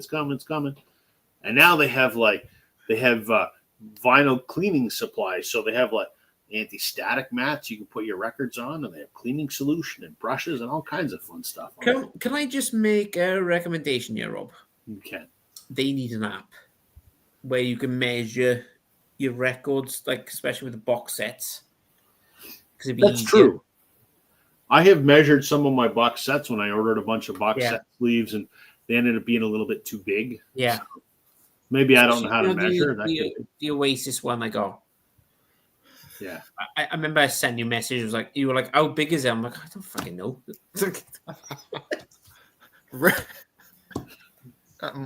Richard down there is You're right this time. What's that? Yeah. Hold on, we got back to the comments now. Hold on, what's Richard saying? Alex, what's it like to be loved? We love you, man. 10% off, really? Really, 10%. Absolutely. They should make a trash can sleeve for PDA. What's that mean?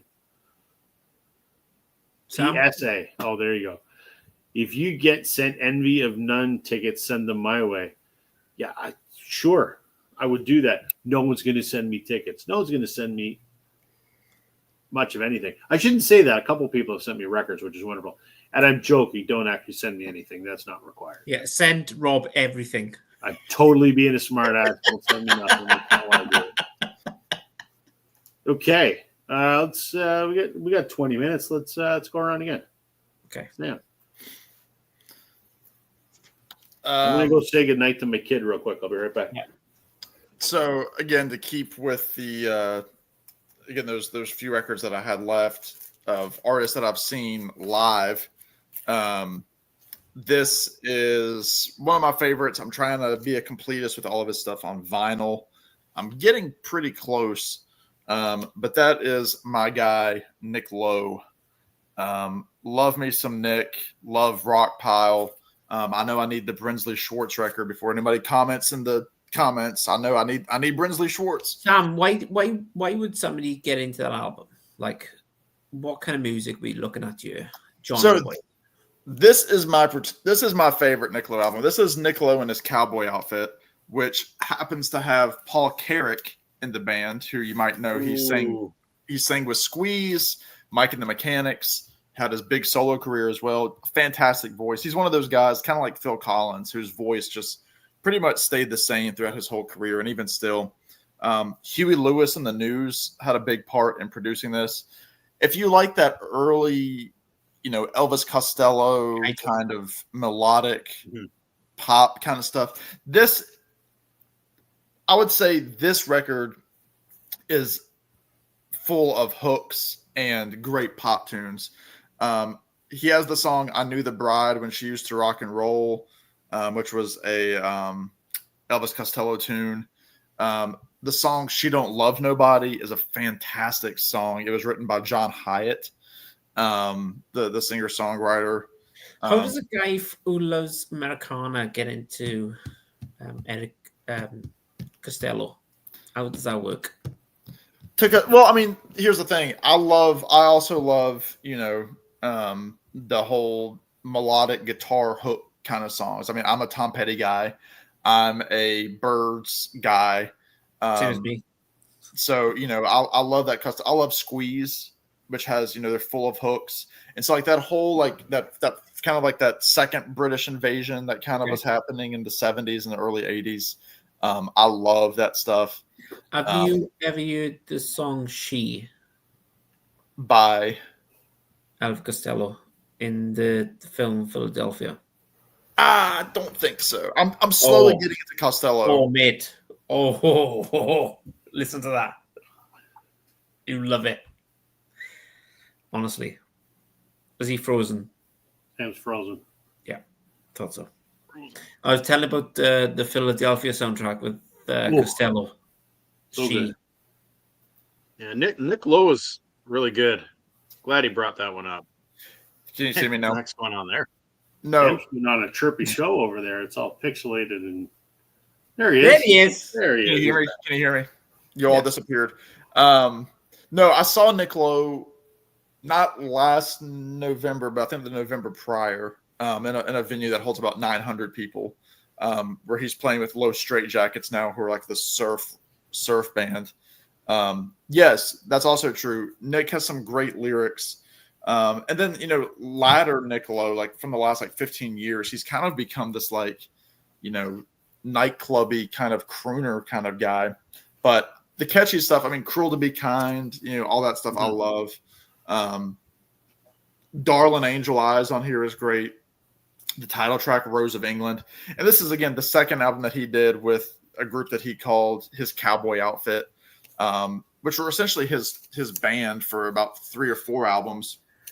But he put 2 albums together under that band name. But yeah, I love that catchy pop, power poppy kind of stuff. And yeah, just the connections that he had with Costello. And I would have loved, he toured with Costello, I think a year or 2 ago. And he would come out and sing, What's So Funny About Peace, Love, and Understanding with Costello during the encore. And I think that would have been great to see the two of them do that live. But this is my favorite Nick Lowe record, The Rose of England. Check it out if you like hooky melodies and pop tunes. Lowe gave Tim his set list. How cool is that? Yes, I have a set. I got a set list from Nick Lowe too. He didn't give it to me, but I did get one on my show as well. Yeah, Sam, check out Costello She. She, okay. Brilliant. I will write it down. Okay, Chris. Lowe's great. Cruel to Be Kind is a great song. It is. Let's go full on metal British. Black Sabbath. Yeah. I picked this up from Record Store Day. This is the one without Ozzy. Yep. and I'm going to be going to piss a lot of people off, but I actually prefer the sound of this without Ozzy, because I don't think this album would have sounded good with Ozzy, if that makes any sense, because of the music that was played instrument wise. But I absolutely love this. It's amazing. If nobody's heard this album, just stream it or pick it up. You've got The Shining, Hard Life to Love, Nightmare. You've got Last Forever. It's an amazing album. And you've got Eternal Idol. It's brilliant. It's absolutely fantastic album. I'm just going to show this because it's on amazing vinyl. This is on red. Yeah. Had Bill Ward left at that point? I'm not sure, mate. I'm not going to say yes or no because I don't know. Yeah. But I've listened to this so many times. I love it. I love it. And I'm not this kind of person going to go, oh, I'm just going to go back through Ozzy's. I'm not going to do that. I'm going to do Record Store Day. And if I see a Black Sabbath album, I'm going to pick it up. And I'm going to go from there. I wasn't a big Ozzy fan. If I'm being honest, I'm more of a Black Sabbath fan. Because I prefer the music. I just felt Ozzy was forcing the voice out, where Black Sabbath was more natural, if that makes sense. Interesting. Yeah. So you go. Richard saying, for me, there are only certain Oz Sabbath albums and certainly certain Dio Sabbath albums that he likes. Yeah. Doesn't like them all. So, Because there's so many. that album is all original members except Ozzy. Because there was the one. I know there was the one album that was it? Was it Heaven and Hell? That it was just Tommy Iommi. Yeah. So, Yeah. I think that's why so many people buy Dio on Record Store Day as well, because you've got it's as close as you're going to get without Ozzy. So Yeah. okay, Daryl. All right. I'm gonna do a twofer here. The furthest thing from Ozzy, that's for sure. is it Looking Nickelback? at some. Is it Nickelback? They're from It's upsetting. I didn't wear my Nickelback T-shirt tonight. Oh, disappointed, Daryl. This is a I'm no off the Nickelback theme. show ever. T-shirt, fine. Record, no. I want to be a rock star. So did they. Never mind. They weren't, unfortunately.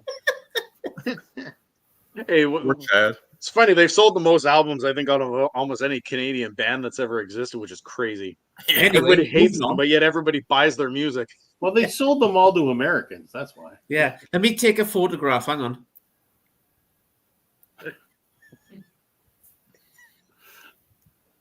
Sorry, So Daryl. here we go. The furthest thing from Nickelback we're going to see on this show is Afro rock and world beats music or world music. I've got a twofer. So I just love these covers that were done by. This is a band called Asabisa. My dad had these bands, and they're just gorgeous covers. It's so this is a Ghanaian, Nigerian, British Afro band.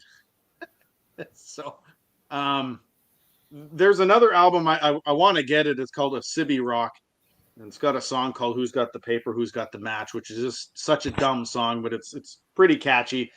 But it's mainly like I said, this is African beats music. Yeah, they're gonna like it or you're not. It's not part of that whole Zamrock thing. That's not what this is. It's definitely, it's like I said, it's more folk music. There's no rock to it. Than Nickelback. This is Richie. We I'm still back. like him, Richie, even though he likes Nickelback. Yeah. But Osabisa is like I said, this is 70s Afro music. It's got some of the traditional instruments and stuff like that. And then this summer I was at a flea market, and there was a seller there, and he was trying to get rid of some stuff, and he was like, "Hey, I'll include these. I got 2 records by this band, but there's an 80s band called Jaluka, and they're from South Africa. And the easiest way that I can explain this is if you remember the Paul Simon, she's got diamonds on the soles of her feet kind of stuff. That's kind of what this is. It reminds me of that Paul Simon when he was doing the world music kind of stuff. So there's a song on here called Scatterlings of Africa. It's pretty cool. So if you want to check it out, just figured I don't have too much African music in my collection, and now that we're talking about not North American music, might as well go for it. So Jaluka and Osabisa. Yeah, it is art. It is really cool artwork. And that Osabisa, like every album that they did, they've got some really cool, like just watercolor cool designs on their albums. Daryl, is that like death metal? This one here? Death metal.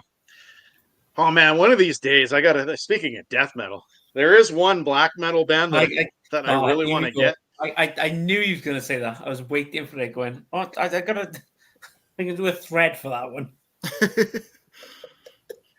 One of these days, I'm gonna pull out bread with a death metal band and go. Don't you dare! Don't you dare! Let's see if we can make a connection. I do love some bread. I prefer toast. Okay. I don't have any obscure African music. I don't own any. I'm never going to own any. So I'm going to go a tad more mainstream. And given what we talked about off the top of the show, and given what is going on currently in the music world, I think that it is appropriate that I show these 2 gentlemen from a little town called Manchester. Oh, We're going to go this guy first. This is Liam Gallagher, live from Nebworth. Yeah. You heard this, Chris? Yes. And what do you think? Noel's album is better. I think it's a decent live record. I like it. I like it a lot. I prefer Noel, you know that. Listen, I prefer Noel better as well. Yeah. But then when he did the Chasing the Moon album, I was like, get away from this beach shit, whatever the hell it is. Okay. Have you listened to this album yet? So no, that's the best of. We're going to get to Noel in just a minute. Bear with me. This is kind of a cool record because it's actually, this is how it's supposed to be, and it opens this way, but it's printed the opposite way. So you get Liam there kind of on the screen with the audience in the background. If you open it up on the inside, if I don't hold it up the wrong way. Now, this is a good use of a gatefold in my mind. yes. So this was in 03, 04. Obviously, he does some of the Oasis classics.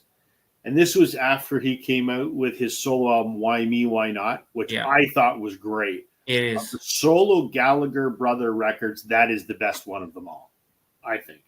And if you don't agree, how's it feel to be wrong? Did you see Richard's comment? Which one? The last one, the bottom. The cover art is quite cool. No, the bottom one. That's Alex. What's he saying? Chris. Alex. Yeah, show the greatest hits. So that's exactly what he did. Exactly. I don't need Noel's greatest hits. I have the studio albums. That's his version of Anyway. It's yours, Wonderwall. So here's Liam live at Nebworth, and we're going to show what I think is Noel's best record. His first one, yes, simply titled "High yes, Flying Birds." Love it. I didn't mind Chasing Yesterday, which was the second album. I hated who built the moon or whatever the hell it was called. Yeah, hated that record. I don't even own that record.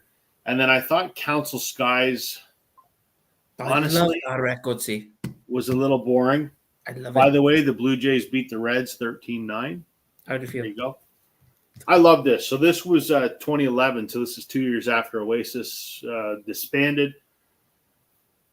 I mean, If I Had a Gun was a great song. The Death of You and Me was a great song. Everybody's on the Run was a great song.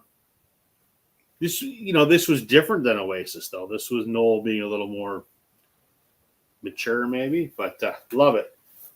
Here's the gatefold, kind of silly. I don't know, but anyway, there's Liam and there's Noel. So there you go.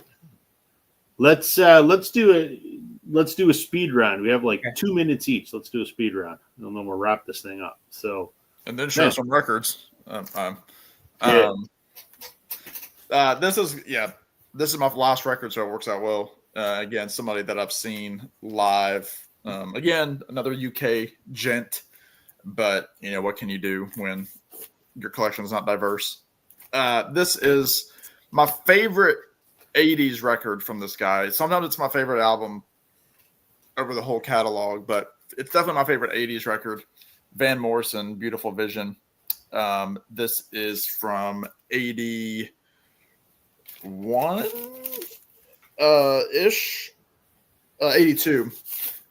This is Van. A lot of people don't like Van at all, especially a lot of people don't like him in the 80s because he had some like spoken word track. Sometimes a lot of people thought he was too, philosophical in his, thinking, a lot of spiritual kind of stuff. But there's some really good songs on here. Horrible album cover. But the song Dweller on the Threshold, Beautiful Vision, Cleaning Windows, which is autobiographical about one of his early jobs as a teenager, cleaning windows and listening to music. Go down a line of listening to music. But some great stuff on here, some great horns, some great guitar playing. Mark Knopfler. I think Mark Knopfler's on here briefly. Mark Isham on the trumpet, who's on all sorts of different sessions for different people. But yeah, some really good stuff on here. Yeah, Mark, like I said, Mark Knopfler is on this. I just verified. So if you like Dire Straits guitar playing, it's all over this. But fantastic record by Van the Man, who he's a top fiver for me for sure. And yes, Richard, Ben Rankin's favorite artist is Van Morrison. Everybody should go tell him that. That's all. Okay, Chris. So, Mark Knopfler, Dire Straits, Newcastle guy, absolutely amazing guitar. Hopefully, going to see him live soon. So, yeah, everybody knows who they are. Next one of the best British bands of all time, Def Leppard. Put an amazing show on every time you see them live, so everybody knows who they are. Brilliant. And I'm going to finish off with my favorite Manchester artist of all time. Without him, there is an Oasis, and I've showed this a few times, but I just absolutely love him.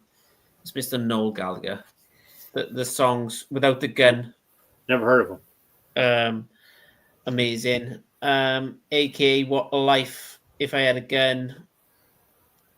If you listen to the lyrics, If I Had a Gun, and we've said this before, Rob, one of the greatest songs ever written.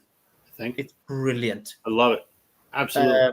You can pick this up on Amazon, guys, for like 20 quid, $21, $22. He's just amazing. And like watching the clips on YouTube, Rob, I've said this before. Without him, there's no Oasis. And like he sounded so amazing in Cardiff and like whatever else I've listened to. So that was my selection for tonight. So hold that album cover back up again, would you? Yeah. Noel likes to rip things off of people, as we know. And any idea where he ripped that album cover off of? I'm going to go with the Smiths or something. No. He ripped off the Best of the Bee Gees. See? Look. Yeah. Look. Mm-hmm. That's like the early Bee Gees stuff. Make yourself big, Rob. I can't see it, mate. Yeah. Okay, I know. I see. 100%. That's where he stole it from. Okay. When you were saying I'm a Manchurian who, without him there'd be no Oasis, I thought for sure you were going to show Davy Jones. No. I show real artists. Oh. I can't argue with that because Davy Jones is Anyway, I was going to show Gene Autry, but we're not showing America tonight. So anyway, Rob, back to you. It's actually Daryl's turn. What's Richard saying? Noel's album is $30 on Amazon US, double album though. That's a good deal. oh yeah. Yeah, I can get it for 15. All right, Daryl. I'm good. I'll have to do this quickly. All right, we're gonna go down That's what under. she said. I'm gonna go with Men at Work's Business as usual. Mine's a white cover, but this is the only album I have. I actually have 3 copies of this. I got 2 yellow ones and a white one, and I don't know why I have all 3 of them. I just do. So that's a great one. Yeah, Brazil, I was going to kind show of a him. jazzy electronic. Man, it works amazing. Deodato, one-hit wonder in North America. They did a song called Also Sprach Zarathustra. You would know it if you were walking through a shopping mall or watching a cheesy 80s movie. Richard, this is for you. Little River Band and Sleep Catcher. This album is almost bordering on yacht rock, reminiscing. Austrian band Opus, Live is Life. If you watched the Montreal Canadiens play back in the 1980s, you would know Live is Life because they played it at every single game they had at home. Yep. This was a VCLT from Peter at Music is a Journey. running it. Huh? Music is a Journey. This is a Japanese copy. It's the only Obi strip I own. So I guess I could say that this is almost Asian, but it's really Scottish. And a fantastic album. British, we're going to go with Fergal Shark. I think is it Fergal or Fergal? I've heard it both ways. Sharky. Fergal. And in North America, A Good Heart was a one-hit wonder song. And then I'm going to finish it off with, I'm cheating, but you know what? We didn't ban Jamaica from this. No. So Bob Marley and the Jamaica Wailers. This is like really early Bob Marley, though. I've got to get the Legend Greatest Hits album, though. That is fantastic. It's the only one that you need. And there we go. Okay. I think I did every continent today, so we're good. Well you done, didn't do, Daryl. you didn't do Antarctica. Oh, yeah, I didn't do any of that. Yeah. Yeah, that was Dark Side of the Moon, wasn't it? Okay, I got one more. I started with New Zealand. I'm going to finish with New Zealand. Okay. Or maybe this is Australia. I don't know. Guy by the name of Paul Kelly. I had never heard of Paul Kelly until recently. When my good friend Keith at Attack from Down Under said, I'm going to send you some stuff. And in that, he included this because he thought I would like it. He's very much that singer-songwriter, electric guitar kind of stuff. Right up my alley. It's bloody fantastic. Just a great record. I guess he's been making records for the best part of, 30 years. And apparently he is a big deal down under. I guess he's kind of like their, I don't use Springsteen. I don't know. I mean, he's of that kind of singer-songwriter and of that sort of stature in Australia and New Zealand. So Australia. I'd never heard of him before. But Keith sent me this, and it's fantastic. There's a gatefold. It's not trumpet music, despite what this would lead you to believe. But it's again, it's like Telecaster rock and roll. So this was a cool, unexpected present, and I thoroughly have enjoyed that record. So, Rob, I'm surprised we didn't see any U2 in your stack. well, I brought it out just in case. I brought out Songs of Innocence or Songs of Surrender. That's your favorite album of all time? No. No, it is not. I don't like it at all. Let's just round out the comments here. What's Richie saying? Rastaman, Vibrations, and Natty Dread are better than Legend. And Brian saying Standard Kubrick's. Oh yeah, there you go. 18 There you single. go. The Saints Are Coming. I love that tune on I there. love that with the Green Day song. Absolutely. 2001: A Space Odyssey is not a cheesy 80s movie. Also, Something is also known as 2001 and Diodato's version reps. I didn't pick U2 because I thought Rob was going to pick U2. So I figured somebody else would, so I didn't pick it. Yes. Well, I mean, I pulled it, but I didn't talk about it. So, this was. Yeah. Let's just do it since I got it out. We'll be real quick. Go on, mate. Go on. Songs of Surrender. This is the 4 LP box set that I must own because I'm a U2 completist. It's not even worth 1 LP in my mind. Can I ask you a question, Rob? You can. Is that the only U2 cover without the guitarist, without his beanie hat on? No, there's many. There's actually one where his head is balder than bald. Richard will know this. The How to Reassemble an Atomic Bomb, which is a companion album. Oh, yeah, of course, yeah. He's balder than bald. Because usually he's got his hat on in the end.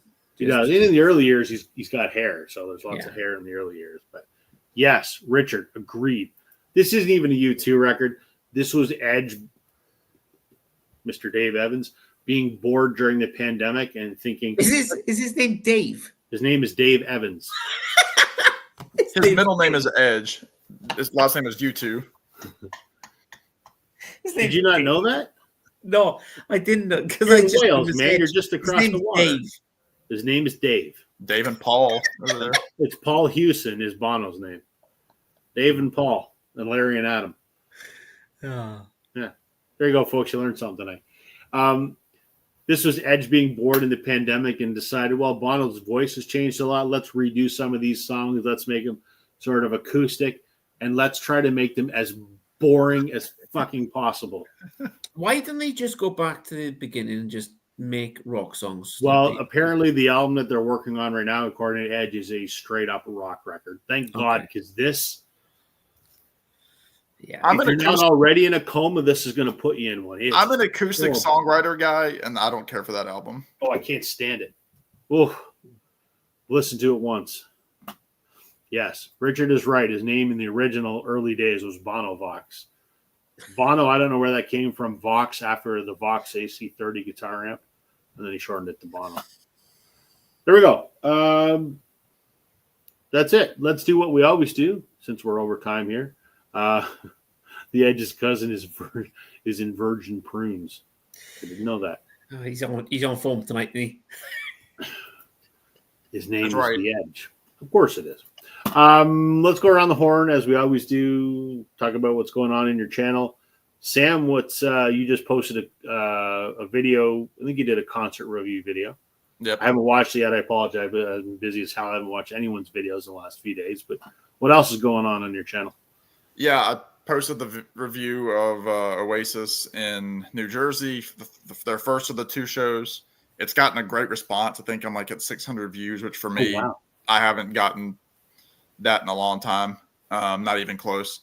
And I just posted a video today of my August music and vinyl and CD finds. Which I loved.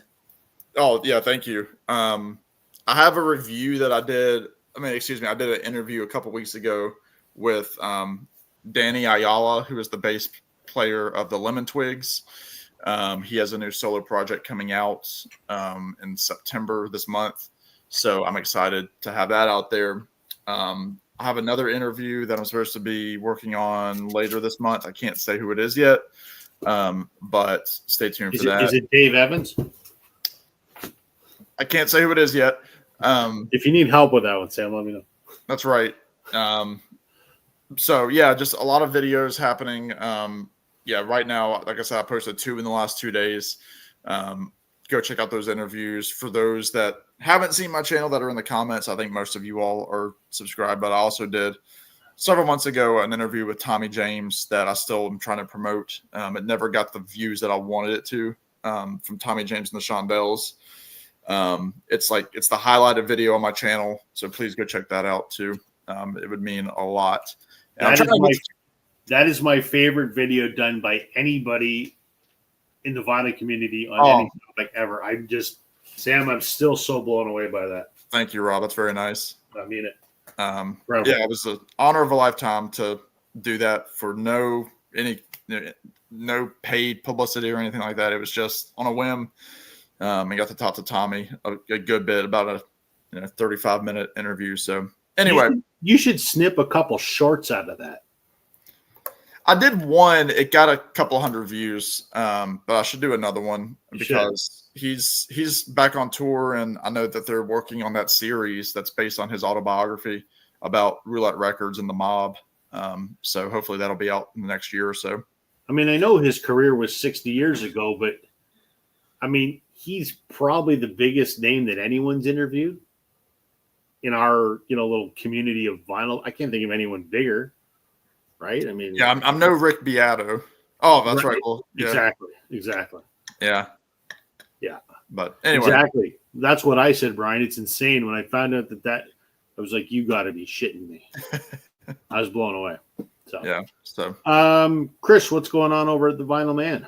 Fuck all. Okay. So we've got a massive name for Sunday, and I'm not going to say it now. It may be Mazzy, it may be the Vinyl Den, it may be Frank from 33 RPM. There's a few I'm trying to line up for Sunday. Why don't you just get Rick Beato? he did interview Noel Gallagher. Right. Well, there's a big name for Sunday, so we'll just leave it at that. I do a live stream that I've been doing for the last couple of months. I try and get the vinyl community involved. I know Sam hasn't been on it yet. I know, there's a few others that have been on it. If you're interested at any time, send me a message on Instagram and we'll sort something out. We've had Being on Vinyl on there. We've had David Atkinson. We've had the top vinyl community people on there. And I really appreciate everybody tuning in. There's going to be a big name. It's really just the Temu version of this show. So, well, yeah, but it's come on, mate. The guests I've had is ridiculous, but especially with Rob every week. And I say that being on it virtually every week. So yeah, which I enjoy. So I'm just every Sunday tune in. It's the place to be on a Sunday. 3 p.m. Eastern for those here in North America. I don't talk about vinyl. It's about how your week's been. Me and Rob look at a mental health situation where we catch up with everybody, see how it's going, and then we go from there. And then we piss everybody off. Right. So yeah. Exactly. Anyway, Daryl, over to you. Not a whole lot going on either here. I did a video, was it last weekend? I think it was. I did a response to Morton's second album, self-titled things or self-titled albums that weren't the first one. Got a lot of feedback about my Chilliwack albums. A lot of people hadn't heard of Chilliwack and advertised them. It's a great Canadian band. But other than that, I mean, just with work and all, I haven't been doing a whole lot. I'm trying to come up with a few videos here and there, but because it's hard being off for 6 months of the year, isn't it? It is. We're forgetting about Christmas vacation. I get Christmas too. Come on. Let's not forget that part. Man. Anyway, subscribe to Daryl because he's fucking epic. I love Daryl. Go on, mate. As for me, not that anyone cares, but I did a video last week about, actually, it was a Monday. What was it about? My thoughts on the Beatles anthology reissue, which has gained a lot of traction. A lot of folks have watched that. So, again, it's just my opinion, which everyone is entitled to an opinion. So, and I'm actually going to do a video this week, too. I've been doing every other week, but I'm going to do one this week because someone has requested that I rank the CCR studio album. So I said, sure, why not? Just before we finish, Rob, I've worked it out. You've cost me £1,000 in vinyl records, mate. This week. Are you serious? Yes. Oh my God. Anyway, thanks for Liz, watching. I hope you're not watching this. Thanks to the subscribers and good night. 1,000. It's not. There's no way that 1,000 pounds is yes. Baloney. You bought like spreadsheet. 2 records that I suggested, and I didn't even say you should buy them. They're just 5 of the band. 5. Okay. 5 from the band. You bought Adam Baldwin. You bought Stan Rogers. That was £45. Okay. What else did you get? I Can't worked out the other day. It's £1,000. Phew. Jesus. It's not my fault. I didn't say, Chris, you must buy these. Anyway, thanks for our sponsor tonight. All right, everybody. That'll do it for us tonight. Thank you to my guest, Chris. I don't regret it. Sam, and as always, Daryl. Joe will be back next week. Actually, not next week. Next week, we're taking a week off because I'm away in Chicago on business. So we won't be here next week. We'll be back in 2 weeks with another guest. To those that were watching tonight, thank you for joining us. It's always a pleasure to chat with you. And for those that are going to watch this later on, don't pay attention to Chris. That's everything for us. Everybody, have a good night, and we will see you in 2 weeks. Thanks, everybody. Thanks, Rob. Cheers, everyone. Good night.